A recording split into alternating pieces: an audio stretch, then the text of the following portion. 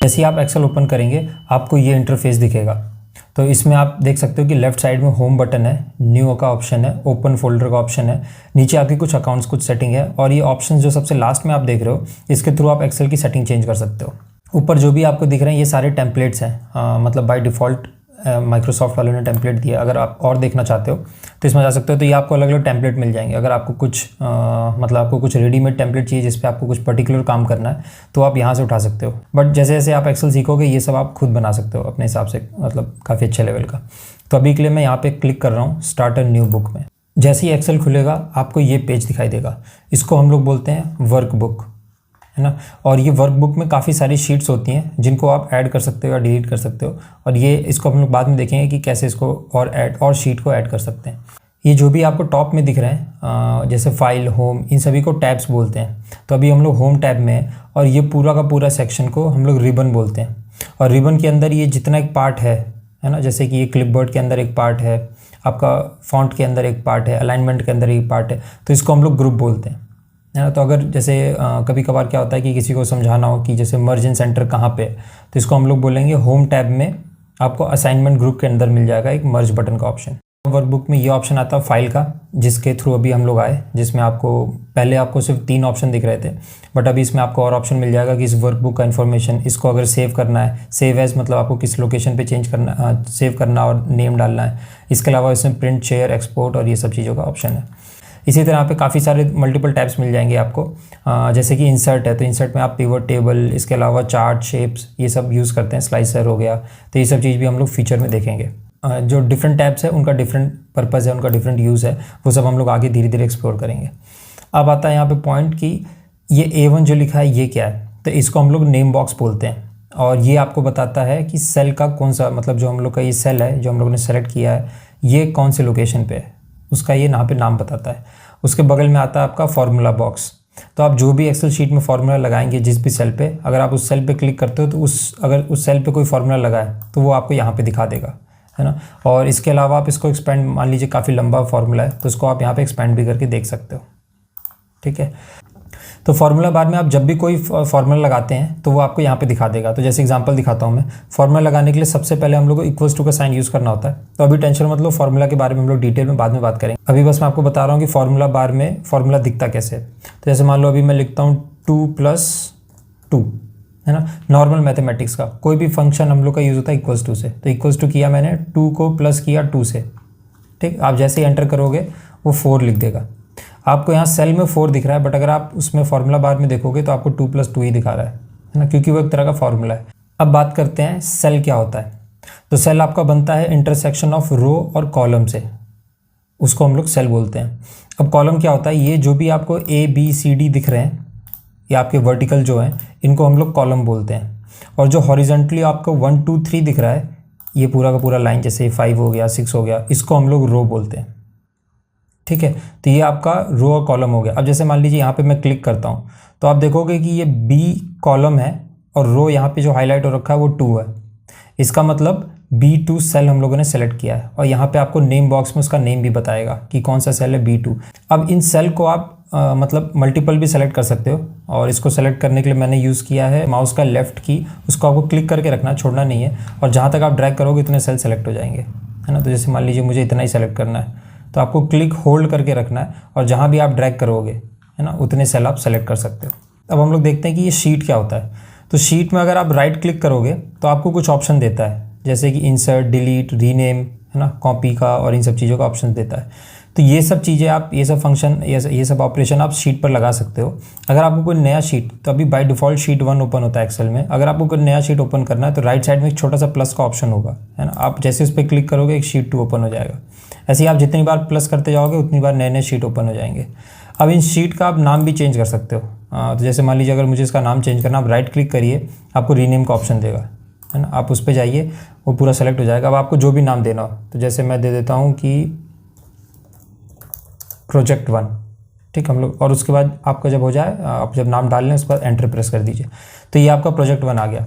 अब इसमें मैं क्या कर सकता हूँ कि मान लीजिए अगर मेरा इंपॉर्टेंट प्रोजेक्ट है और मैं चाहता हूँ कि सबसे फ्रंट में रहे, अभी जैसे शीट 1 नंबर 1 पर है, मैं चाहता हूँ कि सबसे आगे आ जाए, तो आप इसको क्लिक करके रखिए, क्लिक एंड होल्ड, और ड्रैग करके आप सबसे आगे ले आइए, तो वो आपका सबसे आगे आ जाएगा प्रोजेक्ट 1, इसके अलावा मैं इसमें क्या कर सकता हूँ, इसमें अगर आप देखोगे एक ऑप्शन आता है आपका टैब कलर का, तो मैं इसको कोई कलर दे सकता हूँ। तो जैसे मान लीजिए मुझे ठीक लग रहा है कि ब्लू कलर, प्रोजेक्ट 1 जो शीट है उसको हम लोग ब्लू कलर में देख सकते हैं। जैसे आप देखोगे तभी आपको ब्लू दिखेगा। ये हो गया। अगर मुझे कोई शीट नहीं चाहिए तो उसको मैं राइट क्लिक करूँगा और यहाँ पे डिलीट का ऑप्शन है, डिलीट। एक बार वो शीट डिलीट हो गया तो फिर वो वापस नहीं आएगा। तो अभी हम लोग को इस शीट पे काम करना है, तो मतलब काफ़ी मतलब जो भी इस पर टाइप करेंगे वो काफ़ी छोटा दिखेगा। तो उसके लिए मैं इसको शीट को थोड़ा जूम कर ले रहा हूँ ताकि आपको देखने में आसानी हो। तो यहाँ पे सबसे राइट कॉर्नर में आपको एक जूम का बटन मिलेगा, है ना, जूम इन लिखा हुआ है। अगर उसको आप क्लिक करोगे तो वो ऐड होता जाएगा। अभी बाय डिफ़ॉल्ट 100 पे होता है, तो जितना आप क्लिक करोगे उतना ऐड होता जाएगा। तो मैं उसको बढ़ा के 200 कर ले रहा हूँ, ठीक। तो अभी ये 200 जूम पे हो गया, तो थोड़ा देखने में ईजी रहता है। और अगर आपको इसका थोड़ा जूम आउट या अभी वापस चलना है, जूम आउट करना है आपको, तो आप यहाँ पे वापस जाइए, जूम आउट लिखा हुआ है, आप उसको दोबारा क्लिक करिए तो दोबारा जैसे था वैसे आ जाएगा वो। एक्सेल को थोड़ा और अच्छे से समझने के लिए मैं यहाँ पे एक टेबल बना रहा हूँ, मतलब कुछ भी एक रैंडम डेटा बना रहा हूँ जो कि एम्प्लॉयज़ का होगा जो किसी कंपनी में जॉब करते हैं, और उसके बेसिस से फिर हम लोग नए नए फंक्शंस लगाएंगे या फॉर्मूले सीखेंगे और फिर फॉर्मेटिंग सीखेंगे, ठीक है। तो सबसे पहले मैं कॉलम का नाम दे रहा हूँ, सीरियल नंबर कॉलम डालेंगे,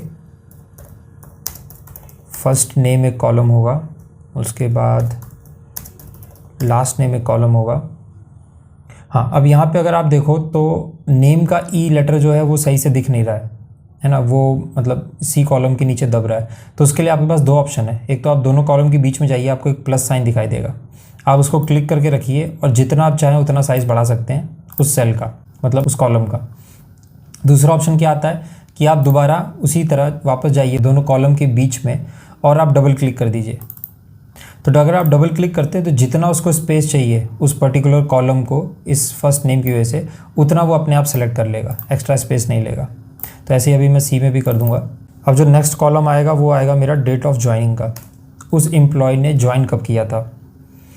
इसके बाद नेक्स्ट कॉलम आएगा मेरा सैलरी, जो कि जैन मंथ का होगा, सैलरी फेब मंथ का, और एक और कॉलम आएगा सैलरी मार्च मंथ का। तो यहाँ पे 3 मंथ्स की उसकी सैलरी आएगी। फिर हम लोग देखेंगे सैलरी टोटल, उसके बाद एक कॉलम ले लेते हैं कि एवरेज सैलरी उस एम्प्लॉय का कितना है। और एक और लास्ट कॉलम मैं बना देता हूँ जिसमें हम लोग फर्स्ट नेम और लास्ट नेम दोनों को एक साथ लिखेंगे। अभी यहाँ पे अलग अलग कॉलम में होगा, दोनों को एक साथ लिखेंगे। तो यहाँ पे मैं कर दूँगा मान लीजिए फुल नेम। तो चलिए अभी कोई रैंडम डेटा जनरेट करते हैं, मतलब कोई रैंडम डेटा फिल करते हैं। तो जैसे सीरियल नंबर 1 2, अभी मैं चाहूँ तो ऐसे मैनुअली पूरा लिखूँ जितना मुझे ज़रूरत है। दूसरा ऑप्शन क्या आता है कि आप 1 और 2 को सेलेक्ट करिए। सेलेक्ट करने के लिए आप जहाँ से सेलेक्ट करना, आपको जहाँ से स्टार्ट करना है उस सेल पे क्लिक करिए, शिफ्ट दबा के रखिए, और जो एरो बटन आते हैं राइट लेफ्ट डाउन वाले, अगर आपको नीचे सेलेक्ट करना है तो राइट नीचे वाला बटन दबाइए, डाउन एरो वाला बटन। अगर आपको राइट सेलेक्ट करना है तो शिफ्ट होल्ड करके रखिए और राइट वाला ले जाइए, ठीक। ऐसे ही आप चारों डायरेक्शन में सेलेक्ट कर सकते हो। दूसरा ऑप्शन ये है कि आप माउस से सेलेक्ट कर सकते हो। जैसे ही आप इसको सेलेक्ट करोगे इन दोनों को, यहाँ पे आप कॉर्नर में आओगे, माउस को आप कॉर्नर में लेके आओगे जहाँ पे सेल का इंटरसेक्शन एकदम कॉर्नर पॉइंट, वहाँ पे माउस का एक प्लस छोटा सा सिंबल बन जाएगा। आप उसको क्लिक और होल्ड करके रखिए और आप जहाँ तक जाओगे वहाँ तक वो अपने आप ऑटो फिल कर देगा। तो चलिए मान लीजिए मैं यहाँ तक आता हूँ, तो आप देखिए वो अपने आप यहाँ पे 1 to 10 फिल कर देता है। तो ऐसे आप यहाँ पे सीरियल नंबर को ऑटो फिल कर सकते हो, है ना। तो यहाँ पे अभी मैं सेलेक्ट करके मुझे सिर्फ 5 चाहिए, तो मैं यहाँ पे ले रहा हूँ जहाँ तक ये 5 सीरियल नंबर आ जाएगा। तो यहाँ पे हम लोगों ने ये रैंडम डेटा भर दिया है। अब हम लोग आगे बढ़ने से पहले, मतलब यहाँ पे फार्मूला और फंक्शंस लगाने से पहले, हम लोग यहाँ पे इसको बेसिक फॉर्मेटिंग कर लेते हैं। मतलब अभी देखने में उतना अच्छा नहीं लग रहा। जैसे कि ये जो नेम है, अगर आप देखो तो ये लेफ्ट साइड अलाइन है, मतलब राइट साइड एक्स्ट्रा स्पेस बचा हुआ है। ये जो आपके न्यूमेरिक वैल्यूज़ हैं, जैसे सैलरी आ रही है, ये राइट साइड में, लेफ्ट साइड में एक्स्ट्रा स्पेस बचा हुआ है ना। इसके अलावा ये जो भी डेटा है और जो भी हेडिंग है उनमें हम लोग कोई डिफ्रेंशिएट नहीं कर पा रहे। तो उसके लिए कुछ बेसिक फॉर्मेटिंग देख लेते हैं। तो सबसे पहले जो भी ऊपर टॉप की हेडिंग है ना, उसको हम लोग सेलेक्ट कर लेंगे, इस पूरे रो को। यहाँ पे हम लोग जाएंगे, बोल्ड का ऑप्शन मिलेगा, ये आपको ग्रुप फॉन्ट ग्रुप में बोल्ड का ऑप्शन है, आप उस पर क्लिक करिए। जैसे ही आप क्लिक करेंगे ये सारे के सारे बोल्ड हो जाएंगे, तो पता लगेगा कि हाँ ये हेडिंग है। इसके अलावा अगर आप चाहो तो इनको अंडरलाइन भी कर सकते हो, और यहाँ पे एक और ऑप्शन मिलेगा आपको इटैलिक का, जिससे ये थोड़े से टिल्ट हो जाते हैं, कर्सिव जैसे दिखते हैं। और एक और ऑप्शन मिलता है कि आप अगर इनमें कोई कलर देना चाहें तो यहाँ पे जाके आप कलर भी डाल सकते हैं, है ना। तो जैसे मान लीजिए अभी के लिए मैं कोई नॉर्मल कलर ले रहा हूँ, तो मान लीजिए ये लाइट ब्लू, ठीक है, तो इन सब में कलर आ जाएगा। और इसके अलावा अगर मुझे जैसे ये नंबर है राइट साइड में, मैं चाहता हूँ कि ये सेंटर में आ जाए, है ना, तो आप जिस भी कॉलम को करना है, मान लीजिए इस पूरे कॉलम को मुझे सेंटर लाइन करना है, तो उस पूरे कॉलम को सिलेक्ट कर लीजिए। तो मैं ए कॉलम को करता हूँ और सेम आपको असाइनमेंट ग्रुप में जाना है, यहाँ पे आपको एक ऑप्शन मिलेगा सेंटर लाइन का, आप उस पर क्लिक कर दीजिए, वो सारे के सारे सेंटर में आ जाएंगे। ठीक, अब जैसे स्पेस ज़्यादा है इसके लिए, तो मैं यहाँ पे डबल क्लिक कर दूंगा, जो पहले देखा था हम लोगों ने, तो वो स्पेस जितना इसको चाहिए सीरियल नंबर को उतना अपने आप ले लेगा। अब मैं ये सेम फॉर्मेटिंग मैं चाहता हूँ कि यहाँ पे भी आ जाए, सेल जनवरी के लिए और फेब के बाकी सभी के लिए। तो मेरे पास एक तो ऑप्शन है कि मैं सेम पूरा इसको सेलेक्ट करूँ और फिर जाके मैं इसको सेंटर अलाइन करूँ। दूसरा ऑप्शन मेरे पास ईजी ऑप्शन ये है कि इसको मैं पूरे को सेलेक्ट कर लूँ जितना लाइन है, उसके बाद आप फॉर्मेट पेंटर ले जाओ। जैसे आप फॉर्मेट करिए, आपको क्लिपबोर्ड ग्रुप में मिल जाएगा, फॉर्मेट पेंटर पे आप क्लिक करोगे तो थोड़ा सा हाईलाइट हो जाएगा ये। अब आपको जहाँ भी फॉर्मेटिंग लगाना है, तो जैसे मान लीजिए मुझे इन सभी में लगाना है, तो इसको सेलेक्ट किया, इस कॉलम में भी लगाना है, इस कॉलम में भी लगाना है, इन तीनों को लगा के आप छोड़ दीजिए, वो अपने आप सेम टू सेम इसी फॉर्मेट में आ जाएंगे, जो भी फॉर्मेटिंग आपने यहाँ पे करी होगी। ठीक, ये तो हो गया आपका हेडिंग का और फॉर्मेटिंग का, बेसिक फॉर्मेटिंग का।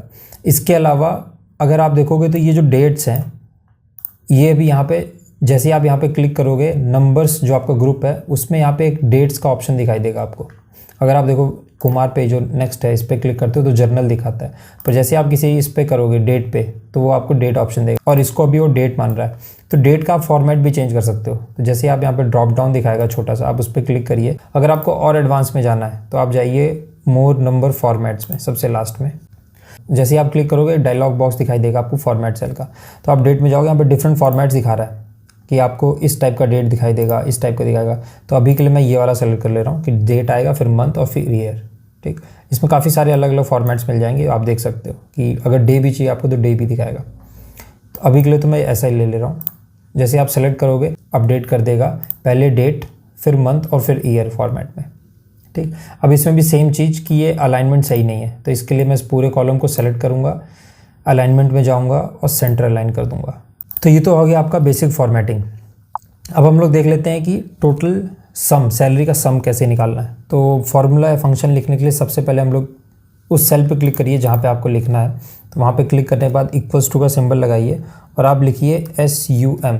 जैसे आप सम लिखोगे यहाँ पे आपको ऑप्शंस आ जाएंगे फार्मूलाज के, आप उसको सेलेक्ट कर लीजिए। सेलेक्ट करने के लिए आप टैब दबा सकते हो, जिस पे वो हाईलाइट है वो सेलेक्ट हो जाएगा। अगर आपको कोई नीचे वाले सेलेक्ट करने हैं तो डाउन एरो जो बटन है आप उससे उन पे जा सकते हो, है ना, नीचे वाले ऑप्शंस पे। तो अभी जो सम ऑप्शन है मैं उस पर क्लिक कर रहा हूँ, तो उसके लिए मैं टैब दबा रहा हूँ। टैब दबाते ही वो फार्मूला सेलेक्ट हो जाएगा और फार्मूले के अंदर जो वेरिएबल्स हैं वो आपको डालने होंगे। तो नंबर 1 पूछ रहा है कि किसका सम करना है, तो नंबर 1 मैं यहाँ पे जाके माउस से क्लिक कर दे रहा हूँ, तो वो नंबर 1 ले रहा है। अब फार्मूले में जब एक वैल्यू आप सेलेक्ट कर लो तो आपको कॉमा प्रेस करना होता है, तो आप कॉमा प्रेस करो तो पूछ रहा है नंबर 2 कौन सा चाहिए, तो मैं बताऊँगा कि ये नंबर चाहिए मुझे, है ना। फिर से कॉमा, अब वो पूछ रहा है नंबर 3 और ये है नंबर 3। ऐसे करके आप जितने चाहे उतने कॉलम्स या रोज़ को ऐड कर सकते हो। ये करने के बाद आपको शिफ्ट दबा के इस ब्रैकेट को क्लोज़ करना है। शिफ्ट दबा के 0 वाले बटन पे होगा क्लोज़ ब्रैकेट, है ना, और फिर आप एंटर प्रेस कर दो, तो इन तीनों का सम आपको दिखा देगा ही। अब ये सारा सम मुझे बाकी लोगों के लिए भी करना है, गोपाल के लिए, जोसेफ के लिए, हरी के लिए, राजा के लिए। तो यहाँ पे जाके मैं डबल क्लिक कर सकता हूँ, एक ऑप्शन मेरे पास। दूसरा ऑप्शन आता है जैसे हम लोगों ने सीरियल नंबर को ड्रैग किया था वैसे, तो अभी के लिए मैं डबल क्लिक कर दे रहा हूँ। तो जैसे आप डबल क्लिक करोगे ये ऑटो फिल हो जाएगा, है ना। तो इसका अगर आप सम देखोगे यहाँ पे आपको राइट साइड में नीचे दिखा रहा होगा 550 है, यहाँ पे भी 550 आ रहा है ना, तो सम सही है ये, तो ये ऑटोमेटिक फिल कर दे रहा है। अब आप देखो फार्मूला बार में आपको फार्मूला भी दिखा रहा है ना, जबकि यहाँ पे वैल्यू दिखा रहा है, बट वो बता रहा है कि इस सेल में फार्मूला लगा हुआ है और उसके कारण ये वैल्यू आ रही है जो आपको दिख रही है। ठीक, तो ऐसे हम लोग की टोटल सैलरी आ गई। इसी तरह अगर मुझे एवरेज सैलरी निकालना हो तो मैं यहाँ पे लिखूंगा इक्वल्स टू एवरेज। अब देखो आप यहाँ पे आपको ऑप्शन दिखा रहा है, तो मुझे चाहिए सेकंड वाला ऑप्शन, तो मैं डाउन के की को दबाऊंगा और फिर आपको जो ऑप्शन पे अगर वो आ जाता है आप उसको टैब दबा दीजिए, वो सेलेक्ट हो जाता है। अब वो पूछ रहा है एवरेज, जैसे सम का निकाला था कितने नंबर्स देने आपको, तो सम में हम लोगों ने एक एक क्लिक करके किया था ना। दूसरा ऑप्शन आता है कि मैं पूरा माउस से एक साथ में सेलेक्ट कर सकता हूँ। तो जैसे मान लीजिए यहाँ से माउस क्लिक करके लेफ्ट बटन को क्लिक करके होल्ड करके रखना है और जहाँ तक आपको चाहिए वहाँ तक ड्रैग कर लो। तो मुझे यही 3 वैल्यूज़ चाहिए और फिर छोड़ दीजिए आप। अब जैसे ही वो सेलेक्ट हो जाएगा आप ब्रैकेट बंद करिए और एंटर प्रेस कर दीजिए, तो वो आपको एवरेज दिखा देगा। इन तीनों का एवरेज इतना आ रहा है। अगर आपको क्रॉस चेक करना है तो ये तीनों आप सेलेक्ट करिए और नीचे आप देखिए यहाँ पे आपको सम दिखा रहा है, काउंट दिखा रहा है, एवरेज दिखा रहा है। 1400 एवरेज है। बाकी के लिए भी चाहिए आपको, डबल क्लिक कर दीजिए, बाकी के लिए भी आ जाएगा एवरेज।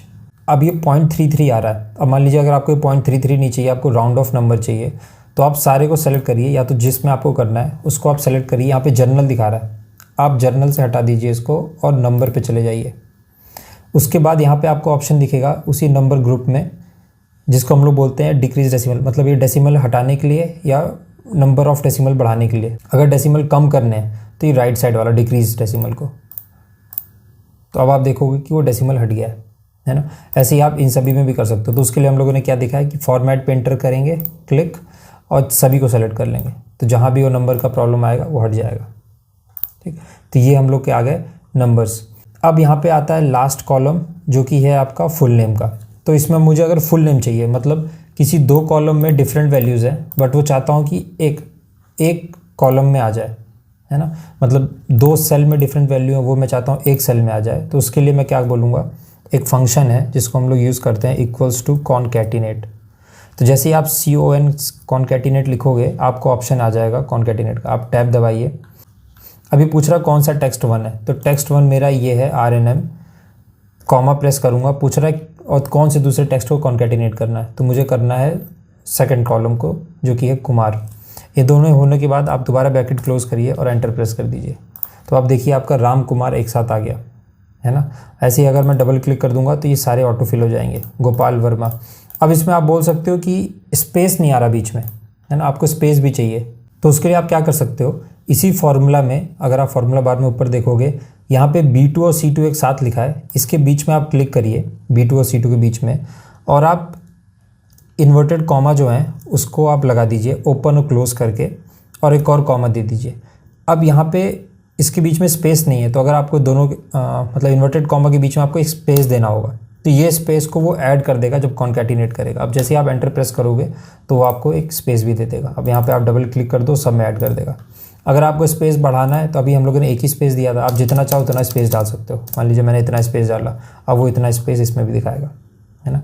अब मान लीजिए मुझे नहीं चाहिए, वापस जैसे पहले था वैसे करना है, तो आप Ctrl+G प्रेस करिए। Ctrl+G मतलब कंट्रोल की आपके कीबोर्ड में होगा लेफ्ट साइड कॉर्नर बॉटम में, उसको आप होल्ड करके रखिए और Z को बटन दबा दीजिए, Z बटन को। दूसरा ऑप्शन है, आप सबसे ऊपर राइट कॉर्नर में आप देखोगे अंडू का बटन मिलता है। जैसे आप अंडू करोगे वो सारे के सारे जो स्पेस के बिना वाले थे वो आ गए। अगर आपको दोबारा वो चीज़ चाहिए तो यहाँ पे रीडू का ऑप्शन आता है, आप रीडू पे क्लिक कर दीजिए, वापस आ जाएगा। अगर आपको फार्मूला नहीं चाहिए कि आपको यहाँ पे एब्सोल्यूट वैल्यू चाहिए, मैं यहाँ कुछ भी चेंज करूँ, ये फ्यूचर में चेंज नहीं होना चाहिए, तो उस केस में आप क्या कर सकते हो, आप इसको आप कॉपी करिए, है ना। कॉपी के लिए आप Ctrl+C प्रेस कर सकते हैं, और ये आप राइट क्लिक करके यहाँ पे आपको कॉपी का ऑप्शन मिलता है, आप कॉपी क्लिक करिए। और कॉपी के बाद जैसे ही आप पेस्ट करेंगे तो पेस्ट में आपको काफ़ी सारे ऑप्शन दिखाई देंगे। एक तो हो गया पेस्ट, सिंपल पेस्ट, दूसरा दिखा रहा है आपको पेस्ट एज अ वैल्यू, ऐसे काफ़ी सारे ऑप्शंस मिल जाएंगे। तो जब आप पेस्ट एज वैल्यू पे आप क्लिक करेंगे तो अब वो फार्मूला हट चुका होगा। अब ये प्रॉपर एक आपका एब्सोल्यूट वैल्यू बन गया। इसके चेंज करने पे अब इसको कोई फ़र्क नहीं पड़ेगा। जैसे मान लीजिए इसको अगर मैं 1500 कर देता हूँ तो इसको कोई चेंज नहीं होगा। ये चेंज हो रहे हैं क्योंकि इन सभी में फार्मूला लगे हैं, बट ये चेंज नहीं होगा, है ना। तो अभी के लिए मैं हटा दे रहा हूँ, जैसे पहले था वैसे कर दे रहा हूँ। यहाँ पे सम आ गया, हटाने के लिए सेम Ctrl+G, है ना, यहाँ पे 1500 आ गया। ठीक है, अब ये तो हो गया हम लोग का बेसिक डेटा। इसको एक और चीज़ हम लोग कर सकते हैं थोड़ा अच्छा देखने के लिए। आप पूरे डेटा को सेलेक्ट करिए। सेलेक्ट करने के लिए सेम चीज़ आप माउस की हेल्प से कर सकते हैं, या तो आप कंट्रोल और शिफ्ट बटन को होल्ड करके रखिए और राइट एरो दबा दीजिए। उससे होगा कि जहाँ तक डेटा है इस पूरे के पूरे कॉलम में या शीट में, वहाँ तक ये सेलेक्ट कर लेगा। और बॉटम का सेलेक्ट करना है तो दोबारा कंट्रोल शिफ्ट और डाउन बटन, तो ये पूरा डेटा सेलेक्ट कर लेगा। और दूसरा ऑप्शन, अभी डेटा बहुत थोड़ा सा है तो हम लोग डायरेक्टली माउस से भी सेलेक्ट कर सकते हैं। इसके बाद आप जाइए फॉन्ट वाले ग्रुप में, इसमें एक आपको ऐसा स्क्वायर बॉक्स सा दिख रहा होगा ऑप्शन, जिसको हम लोग बॉर्डर बटन बोलते हैं। उस पर आप क्लिक करिए, उसके डाउन एरो पे, ड्रॉप डाउन पे। इसमें काफ़ी सारे आपको ऑप्शन दिख जाएंगे कि अगर आपको बॉर्डर चाहिए तो किस तरह चाहिए, अगर सिर्फ बॉटम बॉर्डर चाहिए, सिर्फ टॉप में चाहिए। अभी मुझे ऑल बॉर्डर्स चाहिए तो मैं इस वाले ऑप्शन पे क्लिक कर दूंगा, तो आप देखोगे कि सभी पे एक बॉर्डर आ गया, तो थोड़ा देखने में ठीक लगता है। अब मान लीजिए कि आपका जितना आपने काम किया अभी आपको सेव करना है ना। अगर आप सेव नहीं करेंगे तो सारा का सारा उड़ जाएगा। तो अगर इसको आपको सेव करना है तो आप प्रेस करिए कीबोर्ड पे Ctrl+S, एक ऑप्शन ये आता है। दूसरा ऑप्शन आप यहाँ से जाके सेव कर सकते हैं, यहाँ पे सेव और सेव एज का ऑप्शन है। तो अभी जैसे मान लीजिए मैं Ctrl+S प्रेस करता हूँ तो यहाँ पे बता रहा है कि कौन से लोकेशन में फ़ाइल सेव करना है। तो अभी डाउनलोड सेलेक्टेड है, आप वहाँ से चाहे तो कर सकते हैं, या ड्रॉप डाउन करके अब और कोई लोकेशन में सेव करना है। अगर आपको एक्सेल नहीं CSV फॉर्मेट में चेंज करना है वो सब भी आप यहाँ से कर सकते हैं। जैसे आप उस पर क्लिक करेंगे तो यहाँ पे आपको ये सारे ऑप्शंस खुल जाएंगे। CSV फॉर्मेट में कर सकते हैं, एक्सेल बाइनरी वर्कबुक में डाल सकते हैं, है ना। डिफरेंट फॉर्मेट्स हैं एक्सेल को सेव करने के। मतलब ये डिफरेंट फॉर्मेट्स इसलिए होते हैं कि किसी मतलब सॉफ्टवेयर में या एप्लीकेशंस में हम लोग को इस टाइप के फॉर्मेट यूज़ होते हैं, वो ज़्यादा इजी होता है इनको यूज़ करना, तो उसके लिए डिफरेंट फॉर्मेट्स होते हैं। तो अभी तो मैंने एक्सेल के लिए ये फॉर्मेट सेलेक्ट करके रखा है और इसका फाइल का नाम मैं दे दे रहा हूँ Project1, ठीक। और ये डाउनलोड्स में सेव होगा, आप सेव पे क्लिक कर दीजिए, सेव हो गया। अब जैसे इस डेटा में अगर कोई बेसिक सा कोई सवाल पूछे कि सबसे ज़्यादा सैलरी किसकी है इन तीनों महीनों में मिला के, तो आप क्या करोगे, आप एक एक रिकॉर्ड में जाके टोटल सैलरी में चेक करोगे, है ना, कि 4200 है, 52, 55 है, लास्ट में आप देख रहे हो 7400 है। फिर आप देखो किसकी है, वो राजा राम की है ना। तो अब इसमें अभी तो चलो आपके पास 5 ही डेटा थे तो आपने इजी देख लिया। अभी मान लीजिए अगर आपके पास 500 रोज़ है या 600 रोज़ है तो आप एक एक करके नहीं देख सकते ना। उसके लिए हम लोग क्या यूज़ करते हैं इसको, उसके लिए 2 ऑप्शन हमारे पास। एक तो आप इसको सॉर्ट कर सकते हो, है ना। सॉर्ट करने के लिए क्या करना होगा, आपको इस पर पूरे पे फ़िल्टर लगाना होगा। तो आप चलिए टैब जो आपका होगा डेटा, सबसे ऊपर आपको टैब डेटा पे क्लिक करिए और आपको जहाँ भी फ़िल्टर लगाना है, जैसे मान लीजिए इस पूरे टेबल पे लगाना है मुझे फ़िल्टर, आप पूरे टेबल को सेलेक्ट कर लीजिए। यहाँ पे आप ऑप्शन होगा फ़िल्टर का, फ़िल्टर पे क्लिक करिए तो आप देखिए यहाँ पे ड्रॉप डाउन ऐड हो गए, देख रहे हैं आप, सभी के साथ ड्रॉप डाउन ऐड हो गए। अब जिस भी कॉलम से आपको सॉर्ट करना है, सॉर्ट मतलब ऑर्डर करना है, उसको रीऑर्डर करना है या अरेंज करना है, उस कॉलम पे जाइए आप। तो जैसे मुझे टोटल सैलरी पे करना था कि सबसे हाईएस्ट किसकी है, उसी ड्रॉप डाउन पे क्लिक करिए आप। यहाँ पे आपको ऑप्शंस दे देगा कि सॉर्ट कैसे करना है। तो एक ऑप्शन दे रहा है आपको largest to smallest, smallest to largest, है ना। तो मुझे चाहिए लार्जेस्ट टू स्मॉलेस्ट। तो जैसे आप क्लिक करोगे सब कुछ रीऑर्डर हो जाएगा आपका, और जो भी टॉप सैलरी है वो आपकी, जो भी मैक्सिमम सैलरी है वो आपके टॉप में आ जाएगी, है ना। उसकी सारी वैल्यूज टॉप में आ जाएंगी। एक ऑप्शन तो ऐसा हो गया। तो अभी के लिए मैं इसको वापस Ctrl+Z कर दे रहा हूँ। दूसरा ऑप्शन क्या आता है कि मैं नहीं चाहता कि ये सीरियल नंबर चेंज हो, या मान लीजिए कि जो भी रैंडम फैशन में ऑर्डर, जो जिस भी ऑर्डर में ये डेटा मैं नहीं चाहता वो चेंज हो, बट फिर भी मैं जानना चाहता हूँ कि हाईएस्ट सैलरी किसकी है। तो उसके लिए मैं क्या कर सकता हूँ, सबसे पहले फ़िल्टर हटा देता हूँ। तो फ़िल्टर हटाने के लिए दोबारा ऑप्शन ये आता है आपके पास, ये कर दीजिए। दूसरा ऑप्शन अगर आप देखोगे इसमें लिख के दिखा रहा है Ctrl+Shift+L, है ना। तो मैं सबसे ऊपर जो भी कॉलम है या रो है उस पर सेलेक्ट करता हूँ, सबसे टॉप वाले पे, और Ctrl+Shift+L दबाओ, सब में फ़िल्टर लग जाएगा, है ना। और अगर आप दोबारा Ctrl+Shift+L दबाओगे सब कुछ हट जाएगा। दूसरा ऑप्शन जाने से पहले मैं आपको एक और चीज़ बता देता हूँ। यहाँ पे जैसे आप फ़िल्टर लगाओगे एक सॉर्ट का ऑप्शन आता है। तो जो कॉलम, जो काम मैंने यहाँ पे जाके किया, राइट एरो से राइट डाउन बटन दबा के आप सॉर्ट में जाइए। सॉर्ट में आपसे पूछेगा कि कौन से कॉलम को सॉर्ट करना है ना। तो जैसे कॉलम के इसमें नेम है, तो मुझे चाहिए total salary column. Cell sort किस चीज़ पे करना है, सेल की वैल्यूज़ पे। ऑर्डर कैसे करना है, ऑर्डर मुझे करना है लार्जेस्ट टू शॉर्टेस्ट। आप ओके करोगे, सेम वैसे ही हो जाएगा जैसे हम लोगों ने यहाँ से किया था। सेम चीज़ आप यहाँ से भी सॉर्ट लगा सकते हो, बट अभी मुझे ये नहीं चाहिए तो मैं Ctrl+Z कर दे रहा हूँ और Ctrl+Shift+L करके सारे फिल्टर्स हटा दे रहा हूँ। दूसरा ऑप्शन ये आता है कि बिना ऑर्डर चेंज किए, अगर आपको देखना हो, अगर कम डेटा है, ज़्यादा डेटा में काम नहीं करेगा, अगर कम डेटा है आपको और बस ये देखना है कि इसमें से टॉप किसकी सैलरी आ रही है, तो उस केस में मैं क्या करूँगा, होम बटन पे जाऊँगा, इस पूरे कॉलम को सेलेक्ट करूँगा और यहाँ पे कंडीशनल फॉर्मेटिंग का ऑप्शन आएगा, आप उस पर क्लिक करिए। अभी मुझे चाहिए कलर स्केल। तो कलर स्केल में क्या करता है ये, maximum to shortest, maximum to minimum, ये अपने आप सॉर्ट करेगा और उसमें कलर ये खुद से एक कलर दे देगा। जैसे इसमें है ग्रीन, रेड, येलो, तो मैं ये सेलेक्ट कर ले रहा हूँ। तो जैसे ही आप क्लिक करोगे तो जो भी हाईएस्ट होगा वो ग्रीन हो जाएगा और उससे जो कम हाईएस्ट होगा वो हल्का ग्रीन, फिर येलो, ऑरेंज, और जो सबसे लोवेस्ट होगा वो रेड आ जाएगा, है ना। तो इससे आप देख के आइडिया लगा सकते हो कि सबसे हाईएस्ट सैलरी किसकी है, तो राम की है। ये भी एक ऑप्शन है, मतलब विजुअली देखना थोड़ा इजी होता है इसलिए किया हुआ इसको, ठीक है। इसको सेंटर अलाइन कर लेते हैं यार, ये दोनों सेंटर अलाइन नहीं है, इन दोनों को सेलेक्ट करो आप और सेंटर अलाइन। तो अब हम लोग देखते हैं कि अगर मुझे मान लीजिए इन दोनों के बीच में कोई कॉलम ऐड करना है, कोई नया कॉलम ऐड करना है ना। तो आप जिस भी कॉलम से पहले ऐड करना है उस पर क्लिक करिए। जैसे डी से पहले ऐड करना है मुझे, तो डी पे आप राइट क्लिक करिए सबसे टॉप में जाके, है ना। जैसे जहाँ पे डी लिखा वहाँ पे आप राइट क्लिक करिए। यहाँ पे ऑप्शन दे रहा है आपको इंसर्ट का, अब इंसर्ट पे क्लिक करिए, आपके लिए एक नया कॉलम ऐड हो जाएगा, है ना। तो यहाँ पे आप वैल्यूज़ डाल सकते हैं जो भी आपको डालना है। अगर ये आपको कॉलम डिलीट करना है तो आप दोबारा उस कॉलम पे राइट क्लिक करिए, जो कॉलम आपको डिलीट करना है, यहाँ पे डिलीट का ऑप्शन दे रहा है, आप डिलीट क्लिक करेंगे तो वो हट जाएगा। दूसरा ऑप्शन आता है जो शॉर्टकट की है, आप उस पूरे कॉलम को सिलेक्ट करिए और कंट्रोल और माइनस प्रेस कर दीजिए।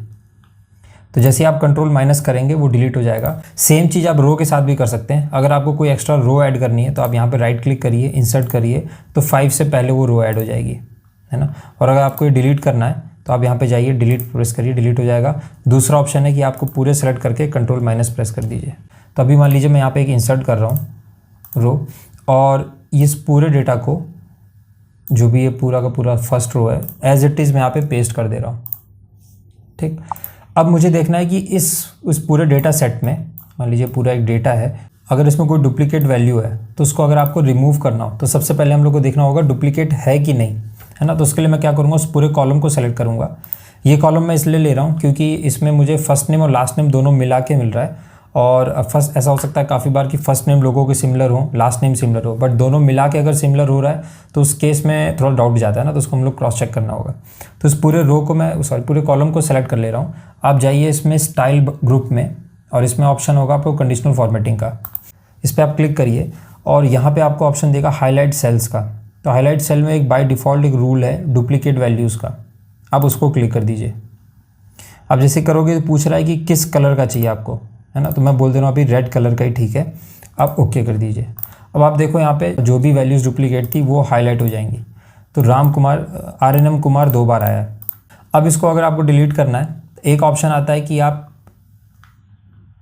पूरे डेटा को सेलेक्ट करिए, डेटा पे जाइए, यहाँ पे एक ऑप्शन दिखेगा आपको रिमूव डुप्लीकेट्स का, जो कि आपके डेटा टूल्स में होगा। जो डेटा टूल्स का ग्रुप है उसमें आपको मिलेगा रिमूव डुप्लीकेट्स का। आप जैसे ही क्लिक करोगे वो पूछ रहा है कि सभी कॉलम्स में आपको देखना है डुप्लीकेट्स और फिर रिमूव करना है। अगर किसी भी कॉलम में वैल्यू सेम नहीं होगी तो वो नहीं करेगा, क्योंकि अभी हम लोगों ने सारा सेलेक्ट किया। मैं बोल रहा हूँ कि हाँ सारे कॉलम में चेक करना, अगर सारी वैल्यूज सेम है इसका मतलब वो डुप्लीकेट रिकॉर्ड है, आप डिलीट कर दीजिए। ओके करूँगा तो वो अपने आप बताएगा कि एक डुप्लीकेट वैल्यू मिली थी, बाकी जितने भी हैं वो सब यूनिक हैं। तो इसने एक डिलीट कर दिया, है ना, यहाँ से एक डिलीट हो गया। अभी एक्स्ट्रा स्पेस को हम लोग यहाँ से सेलेक्ट करके राइट से डिलीट कर सकते हैं, राइट क्लिक करके डिलीट कर सकते हैं या कंट्रोल माइनस प्रेस कर सकते हैं। अभी हम लोग क्या करते हैं, इसके ऊपर एक हेडिंग दे देते हैं। तो अगर मुझे हेडिंग देना है तो इसके ऊपर स्पेस चाहिए, वहाँ पे सबसे टॉप पे जाके मैं राइट क्लिक करूँगा, इंसर्ट का ऑप्शन, इंसर्ट।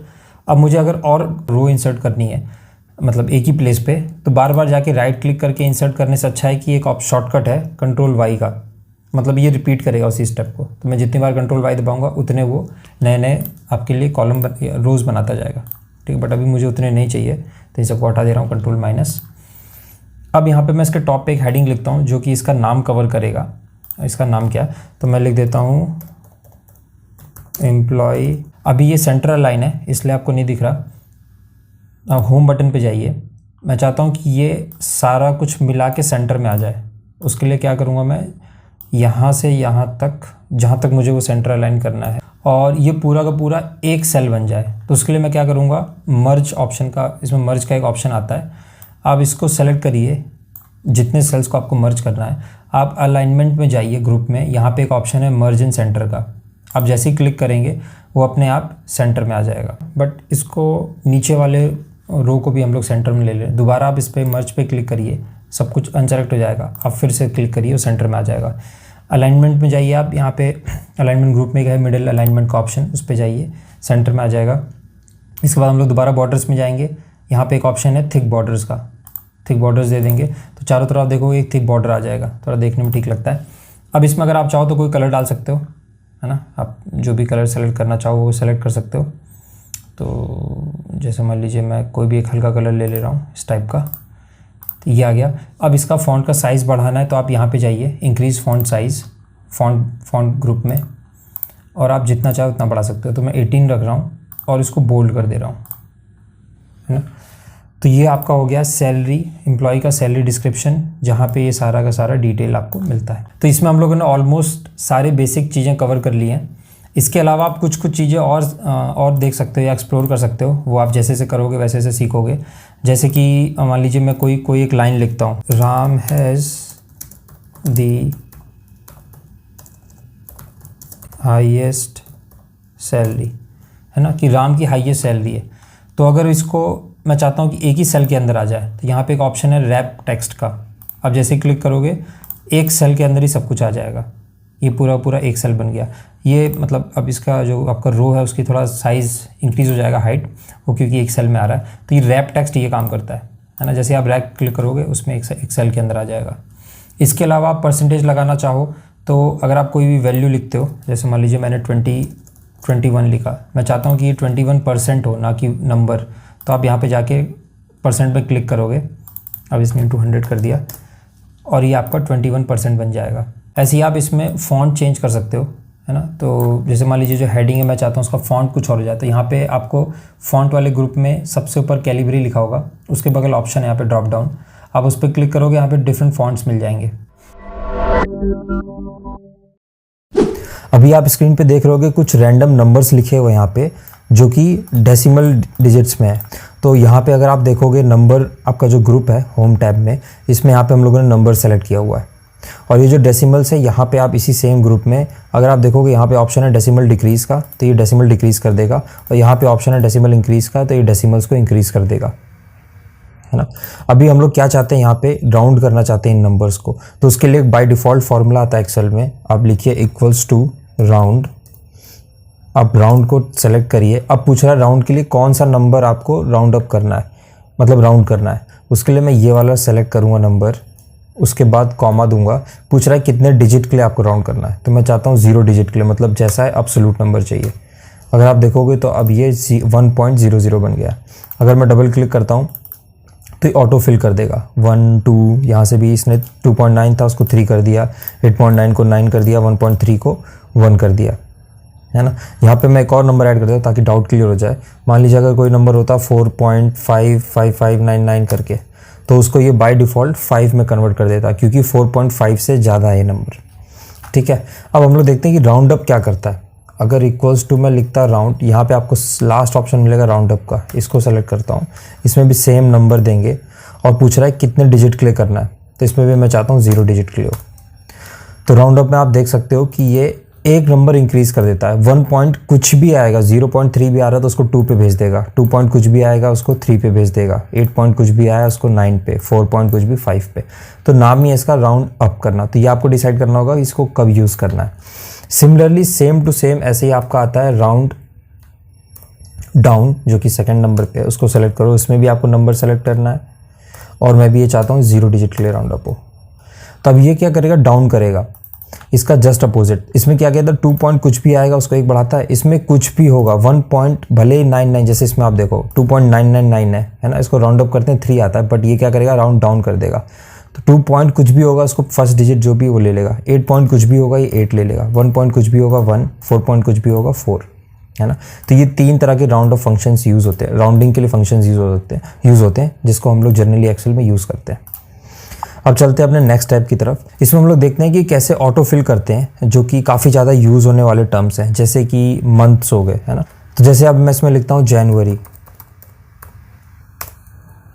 है ना। आप जैसे इसको ड्रैग करोगे ये अपने आप समझ जाएगा कि ये मंथ्स है। आप राइट साइड में देख सकते हो लिख के भी आ रहा है हाईलाइट सा कि कहाँ तक जा रहा है। तो जैसे मैंने इसको दिसंबर तक ड्रैग किया तो दिसंबर तक आ गया। अभी ये आर सही से नहीं आ रहा तो आप यहाँ पे डबल क्लिक करोगे ये एक्सपैंड हो जाएगा। सिमिलरली मुझे यहाँ पे मैं डेट भी डाल सकता हूँ, जैसे कि अगर मैं लिखता हूँ मंडे, है ना। अब ये समझ जाएगा कि इसको मैं अगर ड्रैग करता हूँ यहाँ से, आप राइट कॉर्नर में यहाँ प्लस साइन देख रहे हो, इसको होल्ड करके रखो तो ये बाय डिफ़ॉल्ट समझ जाएगा कि ये डेज़ है। यहाँ पे भी आप डबल क्लिक कर दीजिए बढ़ जाएगा। अब आप चाहते हो कि पूरा जैन नहीं लिखना, आपको सिर्फ जनवरी पूरा नहीं लिखना, सिर्फ जैन लिखना है, तब भी ये समझ जाएगा कि क्या लिख रहे हो आप। सिमिलरली आप सिर्फ अगर मंडे लिख देते हो, मंडे को शॉर्ट फॉर्म में, तब भी ये समझ जाएगा आप क्या कहना चाहते हो, है ना। तो एक्सेल इतना मतलब इंटेलिजेंट होता है कि ये ऑटो फिल कर देता है डेटा को। अगर मैं सिर्फ 1 लिखता हूँ और इसको ड्रैग करता हूँ तो ये कुछ नहीं करेगा, इसको लगेगा आप सिर्फ 1 चाहते हो रिपीट हो जाए। बट अगर मैं 1 लिखता हूँ नीचे 2 देता हूँ तो इसको समझ में आ रहा है कि एक एक वैल्यू इंक्रीज हो रहा है ना। तो अभी आप जैसे ही यहाँ पे ड्रैग करोगे वो नंबर इंक्रीज होने लगेगा। अब देखो आप यहाँ से 1 2 3 अप टू 12 चला गया, है ना। तो इतना समझदार ये एक्सेल होता है। अब हम लोग चलते हैं अपने शीट नंबर 1 पर। तो ये शीट आप यहाँ पे देख सकते हो जिसमें हम लोगों का एक डेटा है जो कि RNM स्कूल का है। इसमें बच्चों के स्टूडेंट्स के नाम है, उनके जेंडर, एज, क्लास, कौन से हाउस के हैं वो बच्चे, यूनिट टेस्ट 1, 2 और फाइनल टेस्ट का डेटा है, और साथ ही साथ उनकी एक ईमेल आईडी है। तो ये बेसिक हमारे पास डेटा है। अब इसमें हम लोग क्या करेंगे, सबसे पहले हम लोग ये देखते हैं कि किसी भी एक सेल के अंदर कमेंट कैसे ऐड करते हैं। एग्जांपल, जैसे मान लीजिए कि ये माधव की जो आईडी है ये अब काम नहीं करती, मुझे पता है ये। अगर कोई फ्यूचर में इस आईडी को देखे तो वो इस पर मेल ना करे, उसके लिए मैं यहाँ पे क्या कर सकता हूँ, यहाँ पे राइट क्लिक करूँगा और यहाँ पे आप एक ऑप्शन देखोगे इंसर्ट कमेंट का, आप उस पर क्लिक करिए और यहाँ पे आप कमेंट ऐड कर सकते हो। तो मैं कहूँगा मेल आईडी नॉट वर्किंग, ठीक। अब इसको चाहो तो आप थोड़ा सा बोल्ड कर सकते हो, तो मैं इसका साइज़ बढ़ा दे रहा हूँ, 9 है बाय डिफ़ॉल्ट, मैं 12 कर दे रहा हूँ और इसका साइज़ थोड़ा कम कर दे रहा हूँ ताकि देखने में थोड़ा अच्छा लगे। अब आप बाहर क्लिक कर दीजिए कहीं भी। अब जैसे आप इसके ऊपर हॉवर करोगे आपको दिख जाएगा मेल आईडी नॉट वर्किंग, है ना। तो फ्यूचर में अगर इसको कोई डेटा को रिव्यू करता है या आप उसमें कोई कमेंट ऐड करना चाहते हो तो ऐसे ऐड कर सकते हो। अगर आप इस पर दोबारा इसी सेल पे राइट क्लिक करोगे तो आप इस कमेंट को चाहो तो एडिट कर सकते हो, चाहो तो डिलीट कर सकते हो। तो अभी के लिए मैं इसको डिलीट कर दे रहा हूँ, तो वो कमेंट यहाँ से हट जाएगा। तो ये हो गया आपका कमेंटिंग का पार्ट। अब आती है बारी की, इसमें हम लोग फिल्टर्स के साथ डेटा को कैसे मैनिपुलेट कर सकते हैं या डेटा को कैसे हम लोग ऑर्गेनाइज कर सकते हैं। तो जैसे अगर आपको फ़िल्टर लगाना है तो लास्ट वीडियो मैंने बताया था आपको कि आप डेटा टेबल में जाके एक तो फ़िल्टर लगा सकते हो यहाँ से। दूसरा ऑप्शन आता है कि आप Ctrl+Shift+L प्रेस करिए, बाय डिफ़ॉल्ट यहाँ पे फ़िल्टर्स लग जाएंगे, आप ड्रॉप डाउन देख सकते हैं। अब इसमें मैं क्या चाहता हूँ कि सिर्फ और सिर्फ मुझे मेल जो भी बच्चे हैं, बॉयज़ हैं, उनका डेटा दिखे। तो आप जेंडर कॉलम पे जाइए, यहाँ पे आपको ऑप्शन दिख रहा होगा मेल का, तो फीमेल को मैं अनसेलेक्ट कर दूंगा और ओके कर दूंगा। तो आप देख सकते हो यहाँ जो भी डेटा आपको दिख रहा है वो सारा मेल स्टूडेंट्स का है ना। इसी तरह फीमेल का भी लगा सकते हो, फीमेल सेलेक्ट करिए, मेल को अनसेलेक्ट कर दीजिए, अब ओके प्रेस कर दीजिए। तो अब आपको सभी डेटा सिर्फ फीमेल बच्चों का दिखेगा। अब आपको ये फिल्टर हटाना है तो आप यहाँ पे दोबारा ड्रॉप डाउन पे जाइए, क्लियर है, क्लियर फिल्टर ऑप्शन आता है। एक ऑप्शन ये आप यहाँ से कर सकते हो। दूसरा ऑप्शन आता है आप Ctrl+Shift+L हटा दीजिए, सारे कॉलम से आपके फिल्टर हट जाएंगे। अगर आप सिर्फ एक कॉलम से चाहते हैं तो वहाँ पे आप जैसे अभी हम लोगों ने किया क्लियर फिल्टर। अगर आप सारे कॉलम से फिल्टर हटाना चाहते हैं तो Ctrl+Shift+L, ठीक। इसके अलावा फिल्टर्स का काफ़ी ज़्यादा यूज़ क्या आता है, जैसे मैं दोबारा Ctrl+Shift+L लिख रहा हूँ। अब मैं चाहता हूँ कि यहाँ पे भूमि जो हाउस है या जो भी हाउस मुझे सेलेक्ट करना, जैसे मान लीजिए मैं सेलेक्ट करता हूँ वायु हाउस, ठीक। आप ओके करिए, तो अभी आपको सिर्फ वायु हाउस का डिटेल दिखा रहा है। अब इसमें मैं चाहता हूँ कि सिर्फ मेल बच्चों का डिटेल आए, तो अभी तो एक ही है। तो यहाँ पे आप जाके अगर आप फीमेल को हटा देते हैं तो सिर्फ मेल बच्चों का डिटेल आ जाएगा। तो इस वक्त हम लोगों ने क्या किया है, मल्टीपल कॉलम्स में फ़िल्टर लगाया, एक तो हाउस में लगाया है और एक जेंडर में लगाया है। तो आपको 2 बार, अभी अगर आप यहाँ पे देखोगे तो आपको बाकी सारे कॉलम्स अनसेलेक्टेड है ना। अगर मैं क्लियर फिल्टर करता हूँ तो आप देखो सिर्फ मेल सेलेक्टेड और बाकी सारे हाउस आ गए, है ना। अगर यहाँ से भी मैं फिल्टर हटा देता हूँ तो यहाँ पे सारे कॉलम्स का डेटा आ जाएगा, जैसा पहले था वैसा आ गया। एक काम तो ये करता है फिल्टर। दूसरा काम फिल्टर क्या कर सकता है, आप दोबारा Ctrl+Shift+L किए। मान लीजिए यहाँ पे तो अभी आपको सारे बच्चों के नाम दिख रहे हैं। मान लीजिए ये लिस्ट होती है आपकी 1000 बच्चों की या 10,000 बच्चों की। उस केस में अगर आपको किसी बच्चे का नाम ढूंढना होता तो आप कैसे करते, आप एक एक बच्चे का नाम जाके तो देख नहीं सकते। उस केस में आप यहीं पर लिख सकते हो, जैसे मैं लिखता हूँ मान लीजिए गोपाल, है ना। अगर लिस्ट में कोई भी नाम गोपाल का होगा तो आ जाएगा। अब ओके करिए, अभी जो डेटा दिखा रहा है आपको सिर्फ गोपाल के लिए दिखा रहा है। अब आप यहाँ से इसको जाके फ़िल्टर करके क्लियर फिल्टर हटा सकते हो। इसके अलावा फ़िल्टर में आप क्या यूज़ कर सकते हो, मैं चाहता हूँ कि ये डेटा सॉर्ट हो जाए असेंडिंग टू डिसेंडिंग। अभी बाय डिफ़ॉल्ट ये A से V तक है, इसका उल्टा करना चाहता हूँ मैं। अब यहाँ पर जाइए, फ़िल्टर में एक ऑप्शन आता है सॉर्ट का, आप सॉर्ट कर दीजिए Z to A। तो अब आप देखोगे कि ये V से लेके A तक डेटा ऑटोमेटिक फ़िल्टर हो गया, सॉर्ट हो गया। इसके अलावा आप क्या कर सकते हो, दोबारा मैं फ़िल्टर हटाता हूँ। अब मैं चाहता हूँ कि फाइनल टेस्ट स्कोर के बेसिस पे हो, जिसका हाईएस्ट है वो सबसे ऊपर आए, तो मैं करूँगा लार्जेस्ट टू शॉर्टेस्ट। अब आप देखोगे जिसका सबसे हाईएस्ट स्कोर है वो है अभिमन्यु, इसका है 99 स्कोर। सेकंड हाईएस्ट आपका आता है वृंदा का, थर्ड हाईएस्ट आपका है केशव का जिसका 96 है। एक्चुअली थर्ड हाईएस्ट में 2 बच्चों का कॉमन है, एक का 96, दोनों का 96 है, एक केशव एक गोपी, है ना। तो ऐसे आप डेटा को सॉर्ट कर सकते हो।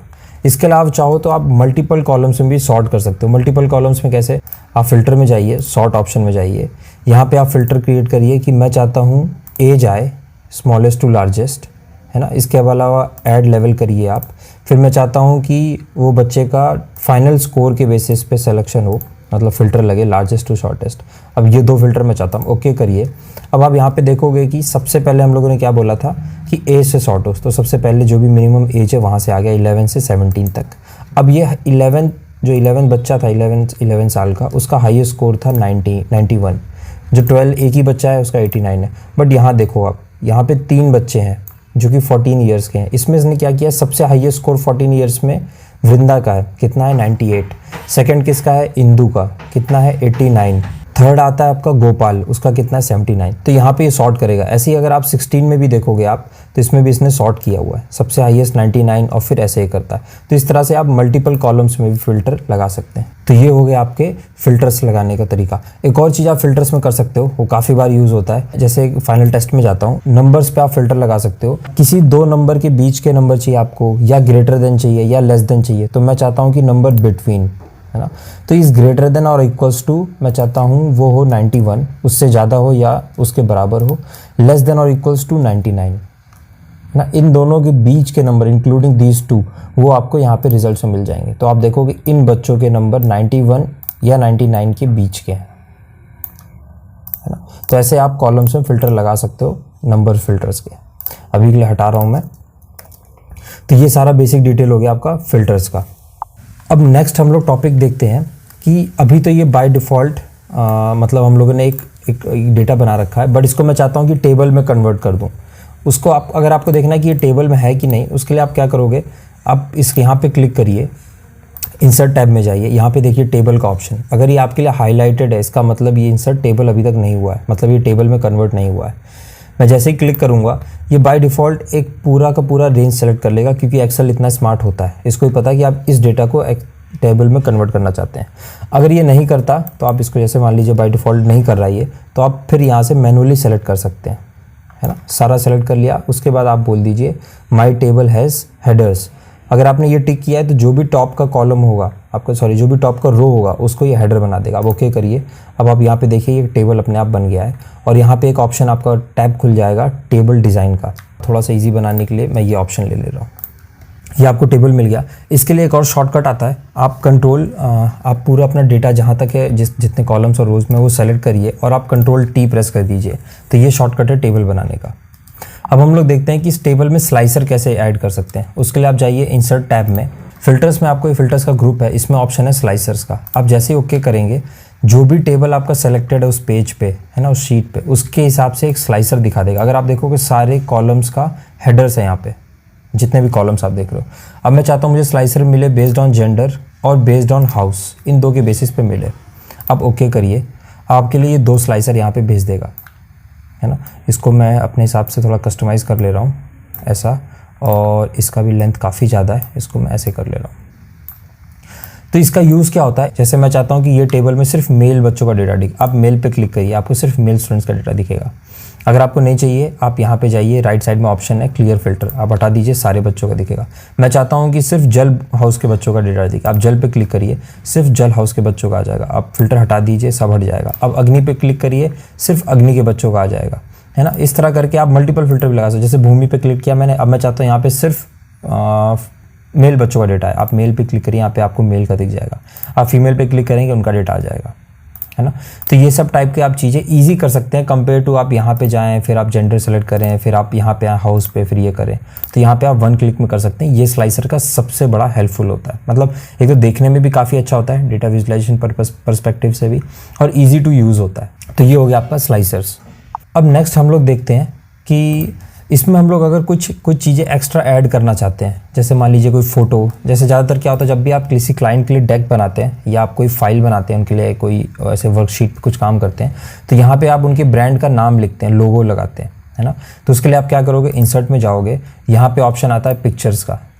आप यहाँ पे अपने डिवाइस से कोई भी चीज़ें इंसर्ट कर सकते हो, कोई भी इमेज, उसको आप एडिट कर सकते हो। और सिमिलरली आप अगर ऑनलाइन कोई इमेज ढूंढना चाहते हो तो आप यहाँ क्लिक करके जा सकते हो। तो अभी मैं इमेज की जगह क्या कर रहा हूँ, शेप्स ला रहा हूँ। जो काम हम लोग शेप्स के लिए करते हैं, सेम काम पिक्चर्स के लिए भी करते हैं।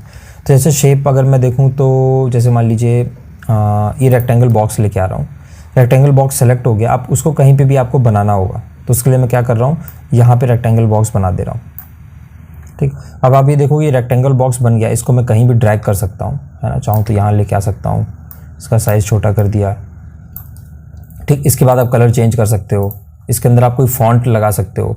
फॉन्ट लगाना है तो उसके लिए आप क्या करो, डबल क्लिक कर दो और जो चाहे आप वो लिख सकते हो, है ना।